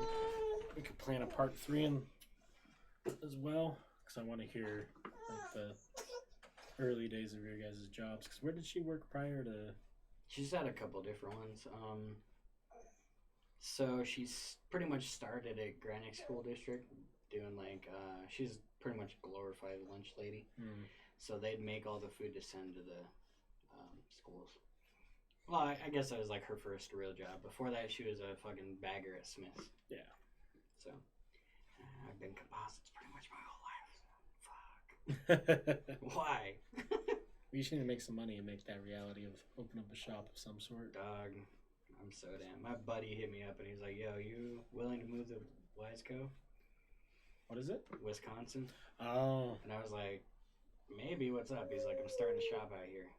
And I was like, "Dude, if I had a guarantee that I could make enough money to live out there, I'd be down." Because their focus is going to be imports and Americans. So I was like, I know best of both worlds, All man. right. What's up?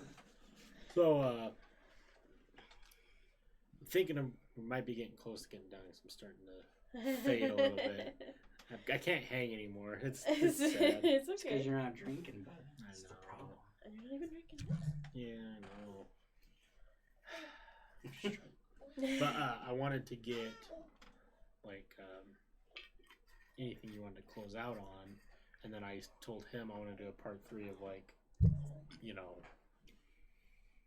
work, like getting into like your adult like working career, and then as well as like, you know, the movement into becoming independent, and then also, you know, different decisions of like, you know, deciding it's time to try for a kid and whatnot. Like I think that'd be a good closeout for part 3, and then eventually down the road we can have podcasts where we talk about just like crazy fun shit.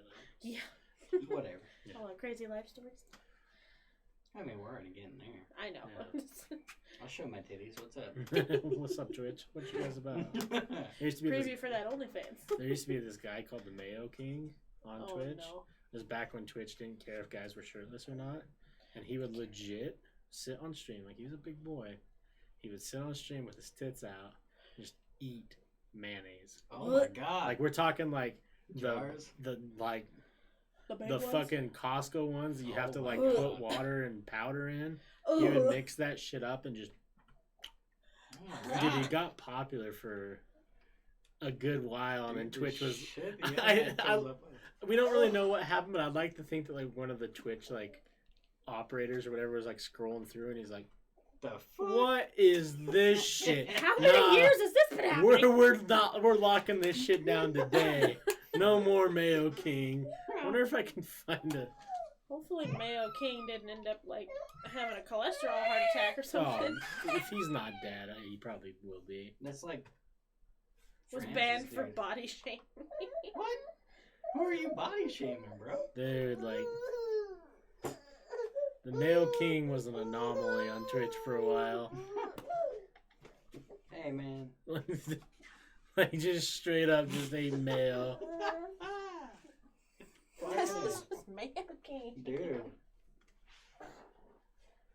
Oh yeah, he drank it. Like, dude was a Dumped it on fucking his head. yeah. Dude was a fucking savage. I get it. Fuck it. He was like He was like rank 10 degenerate. Like just didn't do shit. And like there was like a weird phase too where it was like people would like just be like laying on their couch and not even talking. And he would just be on his couch, shirtless, just eating mayonnaise. Like, and we're talking like these aren't just like short streams. Motherfucker would like stream for like hours. 6-7 hours. Just Dude. like tits out, like belly out, just. I mean, at least fucking do comedy or something. And people would come in and roast him. He'd be like, "I'm doing better than you," you know, and then drop some words I can't say anymore. You know, just eating mayonnaise. And I'm like, "Fuck, this guy's a savage." I mean, hey, do what you gotta do, but I don't judge. Salty's still here. He probably remembers the Mayo King because we talked about the Mayo King quite a bit. There's also a guy who used to barbecue in his house. Nice. That was one of my favorites. Hell yeah. He just straight up just started grilling. And I got an electric smoker. We can start a trend. Make some jerky. I'm down for that.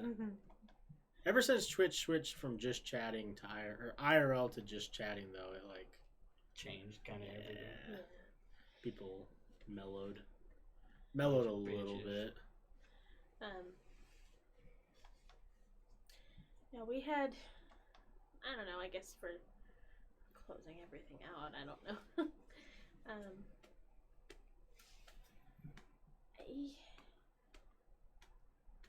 What was the question again? Well, no, there wasn't really a question. Well, like, what was the? I was just saying, like, you know. Any ending thoughts? Yeah, for this episode, shall we leave on some other type of cliffhanger? Because I mean, we kind of went through a lot of it already with me. Yeah, we went through quite a bit of it. I mean, the things that I'm more curious about is like the gap between like you just started composites, you're working, still in college or out of college. I don't. He hadn't. Let's see. When you started, like, because he started working for NAMO before I finished college, and then it was right before I finished though. Or finished that year, because I didn't finish school, believe me. But I had decided I wasn't going back, so I came home, and I got a job at the grocery store by my house, and he lived just down the street from that grocery store, so, you know, he was going to NAMO. Back to my roots, I just remembered that. Yep. Living in Magnet. He was starting work at NAMO. He had a bike that he would ride to work every day, and ride the bike and the bus. It's a fucking dope bike, though, I'm not gonna lie. So, when you complete Job Corps, depending on how you do, you get X amount of money. I got like $1,200. Oh, nice. For completing my trade. I graduated beforehand, and if I wouldn't have got fucked out of my work release program, I would have graduated with honors, which was super prideful. And I say I graduated with honors because they fucked me out of it. Yeah. So what happened essentially with that is I finished everything about 3 months before I was supposed to. So I was like the star example of what you should do at Job Corps. Like, I kept my head down, fucking grinded it out, you know, busting loads everywhere now. But I was on work release, and the company I was doing the work-based training for was a competitor for NAMO. Mm-hmm. So when I went and had the interview for that, I told them, I was like, hey, I had an interview here. I don't know, you know, what's going to happen with that. They're like, it's cool, like, we'll train you in the meantime, and if everything works out, we may offer you a position. A week deep, NAMO called me back, they're like, yeah, you're good, like, when can you start?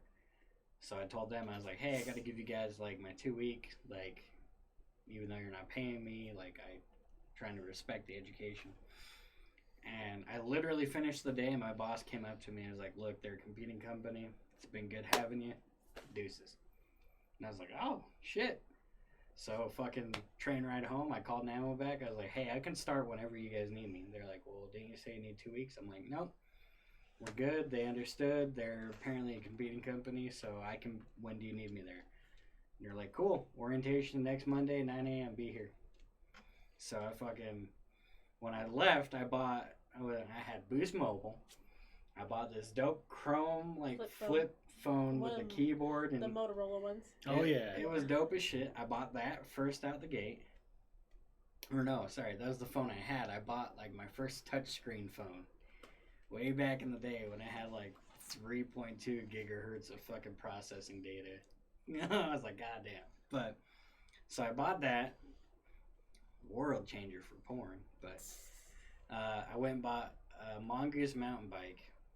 And it was a Pro Series limited edition to Walmart. So it was a Pro Series mountain bike from a pro rider. I can't remember his name. But they sold it at Walmart, and I think it was a Mongoose Deception. It was white, lime green, and it was a 29-inch mountain bike. Oh, wow. So it was dope. It was 21 speed, front shocks, disc brakes all around. Dope ass mountain bike. And I would haul ass every day from my house up to the bus stop uphill, ride the bus for 45 minutes, train for another 20 minutes, go to work 12 hours, ride a mile back to the bus and train, get on those, and then I'd fucking book it downhill the whole way home on a bike. Jesus. So my calves were fucking gnarly for the longest time. I had some gnarly calves. Because I grew up on BMX bikes, and I didn't know mountain bikes had a super low gear. Right. I only thought they went up. So every time I rode in the highest gear I could get. And I was fucking cranking it, dude. Right. I was riding uphill at like 20 miles an hour. Oh, I was booking it. And downhill was no joke, bro. I'd get going like 60, 65. And there's this on 8400 West, or no, 80th West in Magna. There's this little like house farm thing. Okay. And the dude would always have like a mound of dirt in his house. And I rode so much I made a jump out of it. Dude didn't care because I'd come and catch like 4 feet of air every day. And he'd be like, fuck yeah, get it. Dude. Drunk ass redneck dude just chilling in his yard, petting his horses. And fucking fat kid comes flying. And then, yeah, no, it was dope. I completed, bought my phone, moved. I was living with my aunt at the time, paying $100 in rent a month. So he's getting Had a $50 phone bill. I was getting $400 or $500 a week, being a stupid teenager buying shit I didn't need. Oh, hell yeah. Xbox 360s, cartons of cigarettes every 2 days because I could afford to smoke that much. Not a smart thing to do. But she had to buy them for me because I was still 18. So I was like, fucking get it, bud. I'm 6 months older. And I was eating out every night, like Wendy's, Burger King, McDonald's. We go to movies fucking 3 or 4 times a week. Why we have such bad habits now, because we got used to that lifestyle. Yeah, it was a stupid teenager. I had no concept of money. But, not to blame my parents or anything, but I was never taught, like, you know, you need to save or taxes or anything like that. Or Right. So I had to do his taxes for him. I fucking know. I was like, don't they take that shit out of your check? Like, Right. why do I gotta do shit? But, yeah, no, it's what it was. But yeah, so it was about that time, you know, I'm working at Smith's. I was just a bagger. I had this car that my grandma, when she passed away, she left my dad her car. But my dad didn't want to drive it. He had a car, so I saved up my money. I bought batteries and I fixed it so it could drive the car. So after that, I started driving him to work in the morning. So I would spend the night with Cassie. My dad didn't know that he lived there. And I'd spend the night with Cassie, and then I'd get up early as fuck in the morning and drive him to work. And then I had to be to work at 6:30 to open the store, so I'd drive him to work early, and I'd drive all the way down. So from Magna, I would drive all the way to 13th South. 13th South in like downtown Salt Lake, and then I'd drive all the way back to Magna to go and work all day, and then I'd get off, and then I'd go. Sometimes I'd go pick him up, depending on if he got a ride from somebody at work, then he'd be home. But he'd go back to Cassie's, and then I'd be like, "Yeah, I was spending the night at Cassie's again." Eventually, I told him that. Remember James? Yeah, he's staying with her now. And my dad, he caught on. One day I went to go down there. He was like, "You're going to see that boy. You're not going there to see Cassie." You know, shut up, I'm not. You And don't then, know. 2 days later, I decided to say, "So he asked me to be his girlfriend." Lame pipe the whole time. But anyway, yeah, I was working. I decided I wasn't going back to school because I couldn't afford it anymore, and I was not passing my classes, so I wasn't going to keep spending the government money that I was getting if I wasn't going to pass. That could be the cliffhanger, what you went to school for. We could build that into Oh yeah, the I've been doing podcast that research, you're by going the to way. help with. I have a whole bunch of stuff. Okay, so there's not a lot of conspiracies about Elizabeth Smart, like herself. Right. There's a lot of weird shit about the guy who took her, though. Yes. So I got a lot of that info. Okay, I'll shoot James the email address to send it to, and that way I can start. Because I'm just about done with her book, which is haunting to listen to. It's tough, but I only have like 2 hours left of that, and then I'm gonna start writing my research for the stream, which will be next Saturday. Oh my God. Well, looks like you're coming next Saturday then, if they want a special guest. Yeah, if they want Yeah, a I'll guest. talk to Holly and see what she wants to do. Um, Because we haven't done Is she any. part of the Read Between the Lines? Yeah. I thought that's why. I was like, her voice sounds familiar. Yeah. That's where That's why I I was met making her. the comments. I read. Yeah, fuck you guys. DCs are the shit. I did find lots of weird random facts about serial killers that I didn't know. Some of them I did know, but a couple I didn't. But yeah, so You can tell the one. It's not really a secret. He might know it. which one? About the body parts on display. Oh, Jeffrey Dahmer? Yeah. Not only, did he chop up boys and eat them and have sex with them and all that, I got this from Criminal Minds too, so I don't know how real it is, but he would cut off his victims' private parts and display them around his house. Oh, Jesus. So he didn't eat those. He just, ta-da! Dick art. Wiener art. Dick art! And I don't know. Have you heard of Rodney Alcala? I don't think so. Everything I've ever seen, they only ever call him the dating game killer. He was a serial killer that got onto the dating game. So that old show, like back in the 70s, where they'd have a guy answer questions from all these girls, and then he'd pick one, and they'd go on a date, and yada yada. He was on it in the middle of his killing spree. Oh, And the lady ended up not going on the date with him because he creeped her the fuck out. And she is lucky because she probably would have died. Life, dog, 'cause she was like, nah, shit. you give me that creepy vibe. He was creepy too, but he was 70s handsome, so like you could tell he probably got the women that he did kill. That's probably why, because he was like, I think he was the one that, kind of like Ted Bundy, he would go out to beaches with a camera and tell him that he's a photographer and, God, you're beautiful. You could be a model. Come back to my house. I'll film you for free. And, so. But the whole thing was that. I think he only ended up killing like 5 or 7 women only, Right. Yeah, because we're doing Elizabeth Smart this week, or excuse me, next weekend, and then the next one's going to be Ed Kemper, the co-ed killer, and then... Have you watched Mindhunter? Yes, I love that one. show. And then the one after that is going to be BTK. Nice. Which is just a whole... All wild as fuck. That one's like the pinnacle, because we started with John Wayne Gacy, which is like, the pinnacle of, right. serial Pogo the clown killer, yeah. And I think BTK, because like we did John Wayne Gacy, and then we did Mary Bell, who is she murdered 2 kids when she was 11. Yep. And then we did Heaven's Gate Cult last week, which is interesting if you don't know that one. I've heard little bits and pieces. I don't know a lot about it. Basically, if you like UFO aliens and you think the world's recycling itself, you'd probably be a part of the Heaven's Gate Cult. Okay. Especially in 2020. Yeah. Do you like Nikes? Because they all killed themselves wearing Nikes. Like, this is the dopest that I shit. think I remember. They wore like the same outfit, right? They all had like the weird yellow jumpsuits. If I ever get rich, like, this is the shit that I'm gonna be purchasing. Oh, the fucking shit that's for You sale, can right? buy $5,000, some fucking 1993 Black Heaven's Gate, brand new. Fucking A. dead stock. That makes that's funny. Seasoning in some Look suicide at those, shoes. Oh, Jesus. Going to dinner, just fucking walking in like... They better have been worn by one of those dead people. Yeah. If No, I paid they $5,000 were- for so- them. They were just bought in bulk because they were cheap at the time. yeah, so no, they I just know. fucking... And then we I did remember that part. we did Golden State Killer. Yeah. He just got Convicted. Yeah. That dude's a fucking trip. He was 3 different people. Oh yeah. He was so old when they got him. Yeah. Like, well, I mean, if we're talking, he got away with it for so long. I would think that he's probably outside of maybe the Zodiac Killer and like Jack the Ripper, but like Golden State Killer was the most successful. Oh yeah. Like he evading. If there wasn't DNA testing, like that guy He'd be good. And he was already retired. Yep. He was retired. Yeah.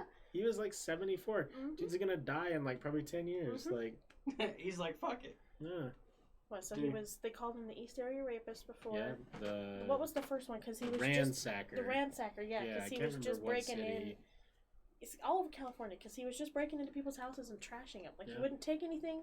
He wouldn't hurt anybody. He'd just break in and trash their house. Straight up mayhem. Yeah. Just fuck fuck Stole your the house. fucking remote batteries. It was weird too because like it's hard to figure out like his turning point because there really wasn't anything that like his childhood was. Oh wait, no, I'm wrong. His childhood, he watched like 3 people like rape his sister when she was like 5, and like I think that's what fucked him up. But like there wasn't anything until he got divorced That like triggered him. but his previous like girlfriend talked about how he like she was a virgin and he would like edge himself like with her and like they would have sex for like 6 hours a day. Jesus. And she was like, "That's just awful." And like James was over here like, Yeah, is it though? "The Golden State Killer." I'm like, "Yeah, no." But like she would just say like she just said it was like awful. That is kind of a different thing for like a young girl to have to experience. Yeah, like, definitely. getting into her sexual prowess and like Is this normal? yeah. But that's like really the only details of like stuff that like you're like, oh well that's what his problem was. So I listened to the My Favorite Murder podcast. They're great. I've been binging it. I'm almost caught up. I'm at 2019 now. Yeah. We're going through that season. But they did when they first caught him, when they first arrested the Golden State Killer. Like the one girl, Karen, she was friends with Michelle McNamara, the one who Patton Oswalt's wife, who passed away, the one that wrote the book about it, like pretty much started the Oh whole yeah, thing. that's right. They were friends, so when they died, they did that whole episode. But anyway, when they caught him, it was a big episode. They're like, "This fucking happened! They got him! Oh my god!" And they had mentioned something about I think when he went from just ransacking and robbing, and then to robbing and raping, and then all of that. Like there was something. I think someone caught him, or someone tried to catch him. Yeah. And he just snapped and like attacked her. That's what I think too. Yeah, like he just went after her and said, "I don't think he killed anybody for years, right? Because he did a lot of the raping and the ransacking for a while." Yeah, I think that whatever happened, like maybe he Went too went far. in and something happened and someone got the best of him, and then he just decided to start straight up murdering. That's it. Kill Just him gonna now. fucking take him out. But it was weird too because, he did all this, but then he was clean as far as we know for What, the 20, majority 30 of his years? life. Yeah. And You just know? nothing. And then all of a sudden, some sort of, what was it, like some DNA evidence finally caught him? Yeah. Well, they started realizing that it was all one guy. Yeah. Because they thought that They this had was a 3 rapist, they separate had a people. ransacker. Yeah. Yeah. And then it was a crazy one, and I really look at him as like the one that really did get away. Yeah. Like, because I mean, he's going to prison now. Uh-huh. He's probably at the point where he's like, he fucking lived his He life. doesn't even care. He's No. He's like, just put money on the books. I need to read. The wildest part was how they fucking got a confession of his dumbass. He's like, they were interrogating him, and he wasn't saying anything, and then they left the room with the cameras rolling, and like he was like arrogant, like, yeah, I did that. Just like under his breath, yeah, I did that. And they're like, "Ah!" The fuck? What the hell? I wish I was there for that. Like, they're probably like in the other room, like talking, fuck, like, dude, we can't don't get got anything. shit. And they're like, "Wait, what'd he say? Rewind that." that motherfucker just saying I did that. Like, You just hold walk up. in like, hey, repeat that? Yeah, what the fuck I didn't you say just nothing. That is interesting though. It's so fresh, like it's Yeah. happening right now. And he just the other day, he finally got fully convicted. He's got like Yeah, 160 years or something like Yeah. that. Yeah, bro, you're gonna make it like 10. yeah, Maybe. 10 at best. I hope If you don't get stabbed before. I hope that he does do interviews and talks because Oh, that'd be so dope. he would be a very and like he's had a lot of time to like Reflect on it. reflect on it, and he really could like Leave if he insight. stopped doing it because like maybe morality issues or something, and he really wants to like turn the leaf. turn the leaf, Yeah. he needs to do them. But I don't. The way he talked, he doesn't seem like he's going to. No remorse. He's just like, meh. Yeah, he's I'm just gonna stop because I don't want to do it. I'm bored. Which, a weird one. yeah, definitely, but I mean, I don't know. I don't feel like I'm sociopathic in most I think ways. everybody is a little bit, but But there's a lot of fucked up shit in the world, and a lot of shit people do like that you can relate to, and you're like, look, I get it. At the same time, I'm not just gonna fucking go out and start killing a bunch of people.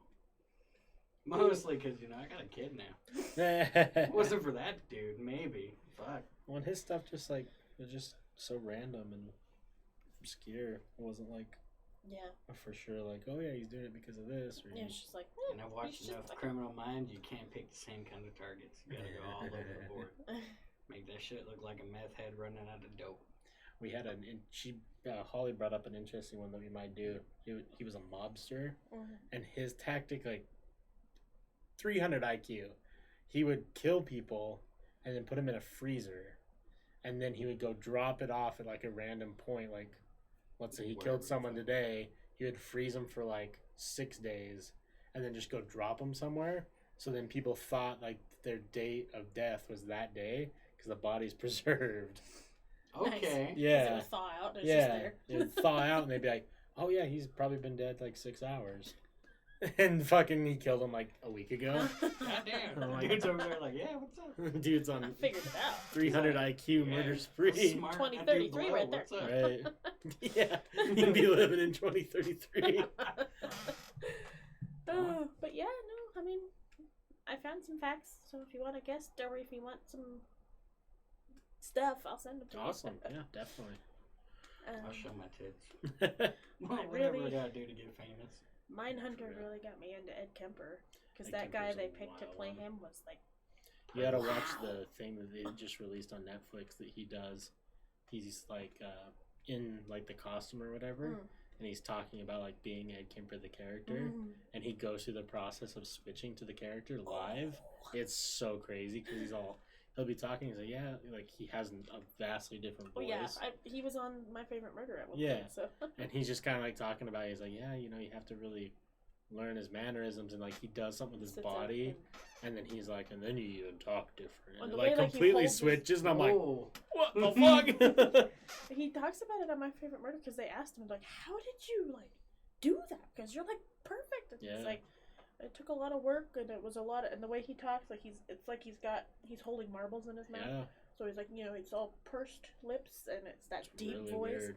And he's already tall, and then for the show, they made him wear lifts in his shoes because Kemper was like 6'7". Oh yeah, he's like, if you watch the scenes, like I'm not wearing shoes half the time. If he Yeah. sits down because they hurt his feet too bad. Yeah, Ed Kemper's But an yeah. anomaly because he straight up was like, I need to stop. I need to go Yeah, turn I'm myself just gonna in. turn myself in. He sat down, called the cops, and said, "I'll wait right here. Come get me." And he's the trend that we're realizing is just like John Wayne Gacy and just like the Golden State Killer. They're above average intelligence and yeah. they're successful people. Ed Kemper wasn't super successful, but No, but he was a smart guy. he was very smart. He still is smart as fuck.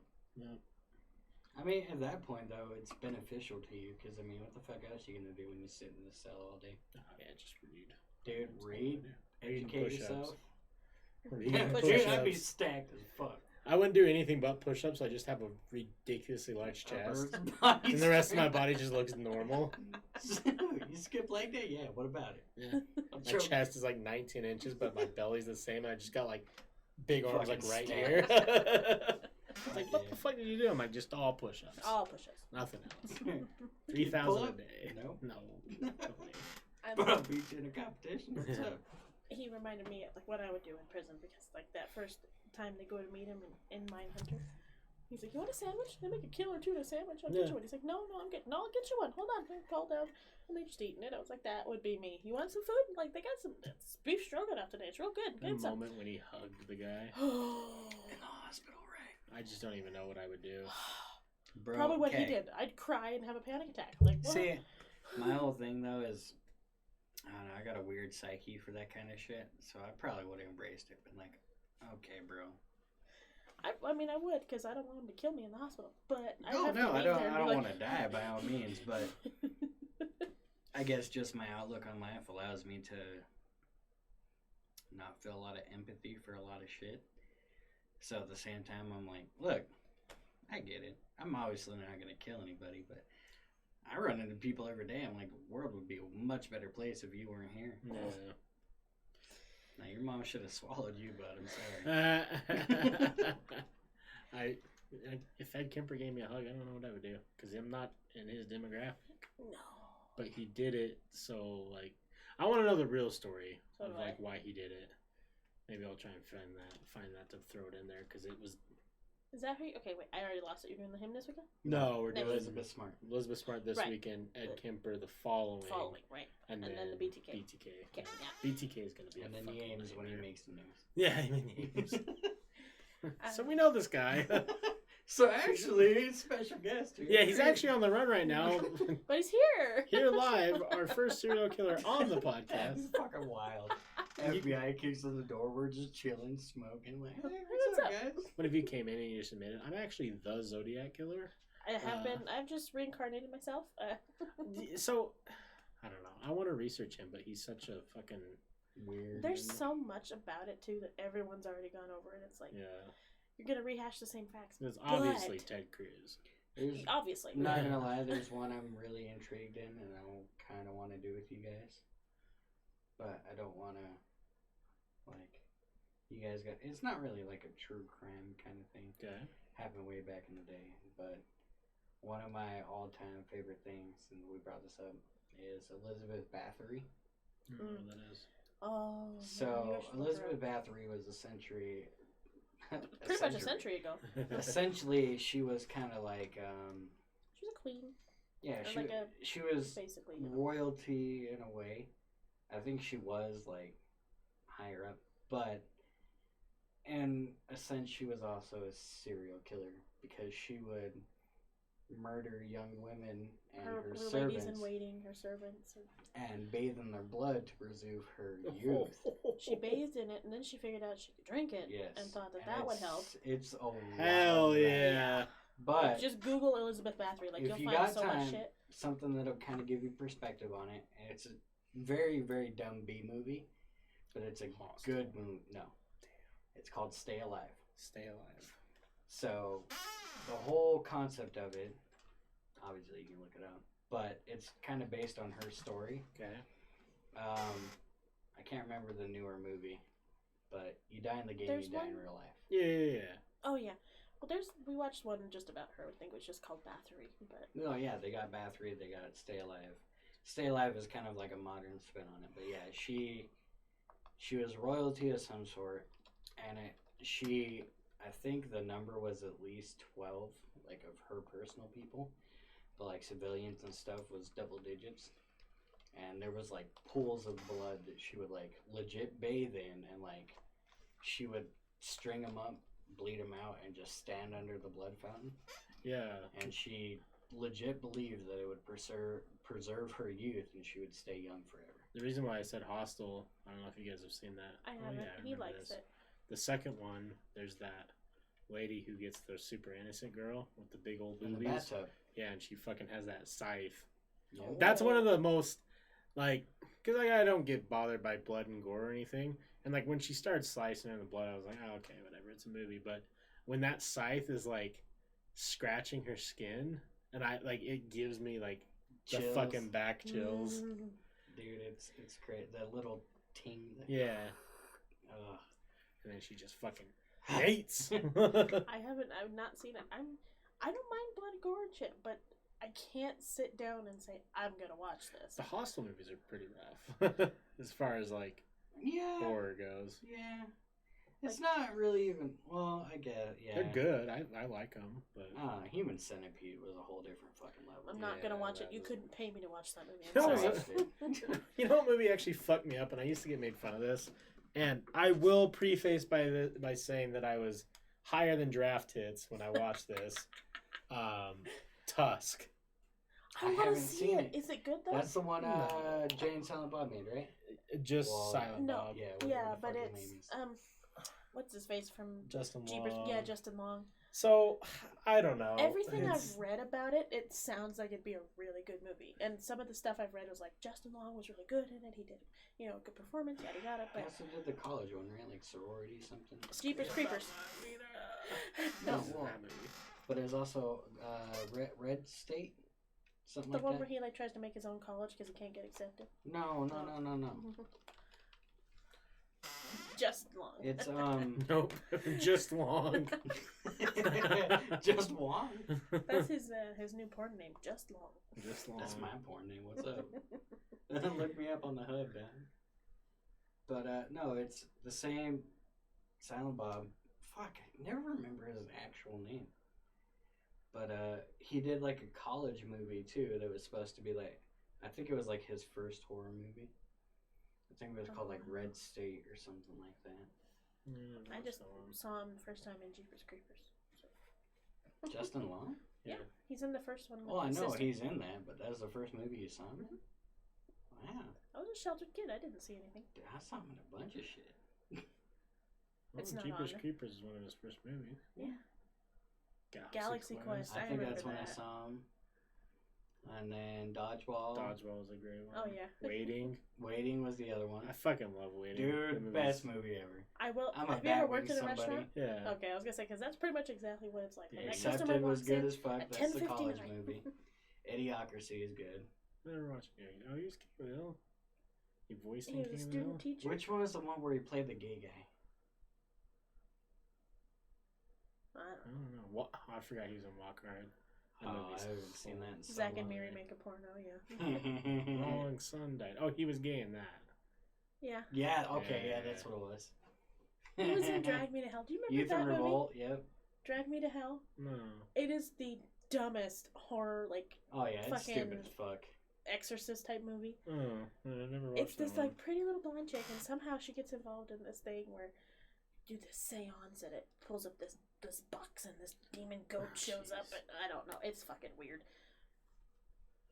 Alvin and Chipmunks, though, shouts out. Both of those. Hi, Steve. Dude, he's been in a lot of shit. Yeah. Holy fuck. Stay busy. Yeah, gotta make that money. Dodgeball with Ben Stiller. It's not even Trump baby. Dodgeball. Fucking A. Yeah. Tusk wasn't on there, surprisingly. Tusk. It's kind of like a B movie, though, isn't it? Listen, I don't really know what to tell you guys about Tusk. So I've read a lot about it. I don't think I'm ever gonna watch it. I mean, you probably should. I'll go home and look It at it right affects people in different ways. So, like I said, I was higher than draft hits. It's higher than you can be. You should be. And my buddies at the time were like, loved this movie because like, it's Wow. right in the middle between like, if you watch it and you're in a serious mood, it's fucked. If you watch it and you're in a funny mood, it's funny as hilarious fuck. Okay. because of how ridiculous it is. But I am so Do you remember that's the one where he like turns him into a walrus, basically? I'm Yeah. so belligerently high that this movie is fucking me up.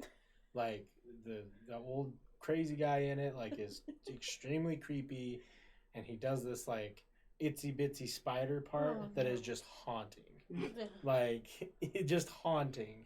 Okay, and I'm sitting there watching this movie, and I'm like telling my friends, I'm like, guys, this movie's I can't watch this movie's bad. Like I can't do this.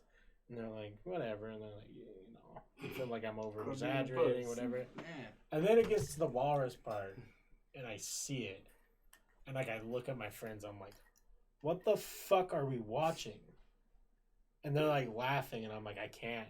Like I remember I had to walk outside and get like fresh air because I was so like just. This is Distraught, overwhelming. Have you seen what it looked like? The walrus looks like. I've seen one where he had like one tusk. He didn't have both. Do you want to see what it looks like? Yeah. Sure. Okay. If you think like funny, right? It looks ridiculous. But if you put yourself in a belligerent drunk or a belligerent high mode, Damn, it came out in 2014. Yeah, it's old. Oh yeah, no, I've seen it. It's What the fucking fuck? creepy. You've seen this? No, I haven't seen the movie, but I've seen the picture of Oh. what he looks like. Tusk in 3 minutes. I'm gonna go home and watch it. Oh. I just like. That's some dope ass CGI though. It's And a suit. special effects. It fucked me up. Like. Well, yeah, I get it. If you're fucked beyond belief, it makes sense. And this is the old. He made him like a skin suit and everything, right? Yeah. And like Then why this, would you show elephant tusk? Because it's the word tusk. Yeah, fucking Google coming in clutch. Well, and like, I won't ruin the movie for you, but this right here is. Yeah. Is that old dude that's in like all the fucking movies? He's like super southern. Let me see. Who's the fucking cast? Dude, that site right there. IMDb. They some wild shit. They kill it in the movie game. Michael Parks? Is that who I'm thinking of? Oh yeah, it is. Okay. No, I don't know who that is.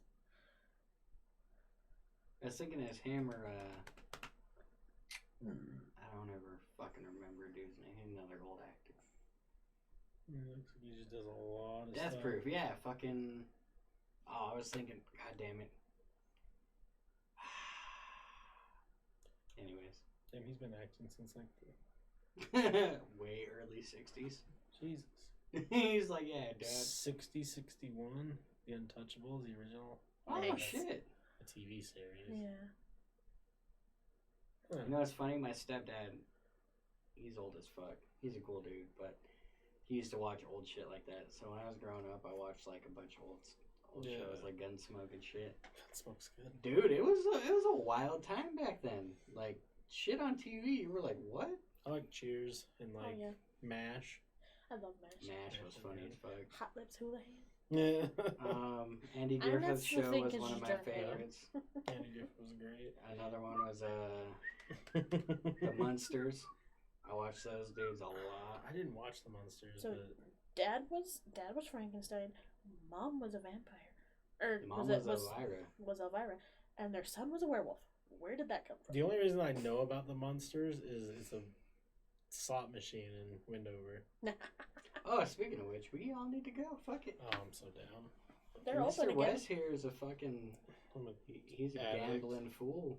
I don't go I'm gonna because get my I lose fix. COVID's not giving me my fixes. God damn it. So I sit there and play on stocks all day because I'm like, oh, I need my gambling fix. money. Put it all You in the were, one. yeah, you were there. Fucking They're open Dogecoin went again. up. It was like kind of green for a Yeah, minute. I know, and then it fucking dropped back down. Shouts out Aw. to Dogecoin. Yeah, if you Get it. don't go get Doge coins, I can make some goddamn money. Yeah, For please. real. Let's all quit our jobs together. Yeah, Oh, don't do that. let's just go start preaching. No, you don't understand. If it hits like $10, Rich, Oprah. rich, Really? Oprah Not Winfrey. quite Oprah, but good enough I could. I don't know quit my job. anything about it. So if your thing says $10 and you get money, if you sell it or what? So, we bought in right now. He bought in before me, but when I bought in, it was like 0.00000, like 6 or 8 zeros, 310 or some shit like that. Mhm. I spent like $3 and got 885 shares. Oh, so then I if think it's $10, you that's a spent- lot of money. Quite a bit, right? Yeah, I got 30,000 shares Yeah. now. So I'm if he hoping hits for it, it. he's solid. If it gets to $10, y'all, I'm retiring. You know, He's like, I'm not cut, James. I'm sorry. I'm gonna go to work. Like I don't say the name of the company we work for because they're kind of They're bitches. they listen to stuff. But I'm gonna go in there with like 15 grand. I'm gonna go throw it at the peasants I don't like. And I'm gonna go spike a 60 into the ground, Nice. just So- hard as fuck. Me and Danos thought, even if we win like a bullshit lottery, like even like a mil, like, we're not greedy. You could live off a mil pretty comfortably. Yeah. We'd come into work, give everybody at least $100. Just someone would probably get more because I'm petty like that, but whatever. And I looked straight at Scott and be like, "I'm out. Yeah. You might want to walk me out right now because if not, I'm doing some shit on the way out. Swinging on parts. I'm gonna fucking throw some shit at the ground or bust some shit."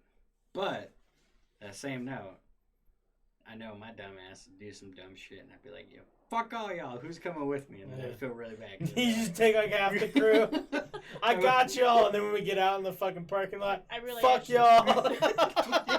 Y'all I just ain't quit got your it. job, deuces. I'm going home in a Ferrari that I just bought. Because why not? I would just have a big TV out there, and I'd be playing this video. Let me find it. This is my favorite video. Like, I told It's you not about this. fucking- I don't want to know. Oh, Jesus Christ. So good. Hold on, I gotta. You gotta put in the keyword there.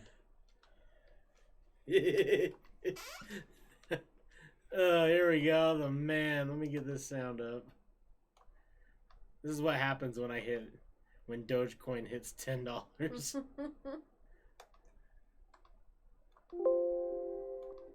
My main goal is to blow up and then act like I don't know nobody. God He's damn. such a fucking guy. Oh, I Fucking love it. riffraff, man. I'm not gonna lie, he's a fucking pimp, dude. I hadn't heard of him until I saw him on fucking G's to Ridiculousness. gents. No, I saw him on Oh, I Ridiculousness. saw my G's to gents. And now he's fucking blowing up. He's stacked as fuck. He's been hustling in the games for a Forever. long time now. He just did an interview like last year, and they were like, "What do you think about it?" I don't care. Oh, is that the music video for this song? Probably. Oh, I haven't Is even it heard just- the song. yeah, it's the song and the music video. Oh no, not Ram Ranch. What the Why fuck? is that played on your playlist? What are you watching? Because Yeah. Ram Ranch is hilarious.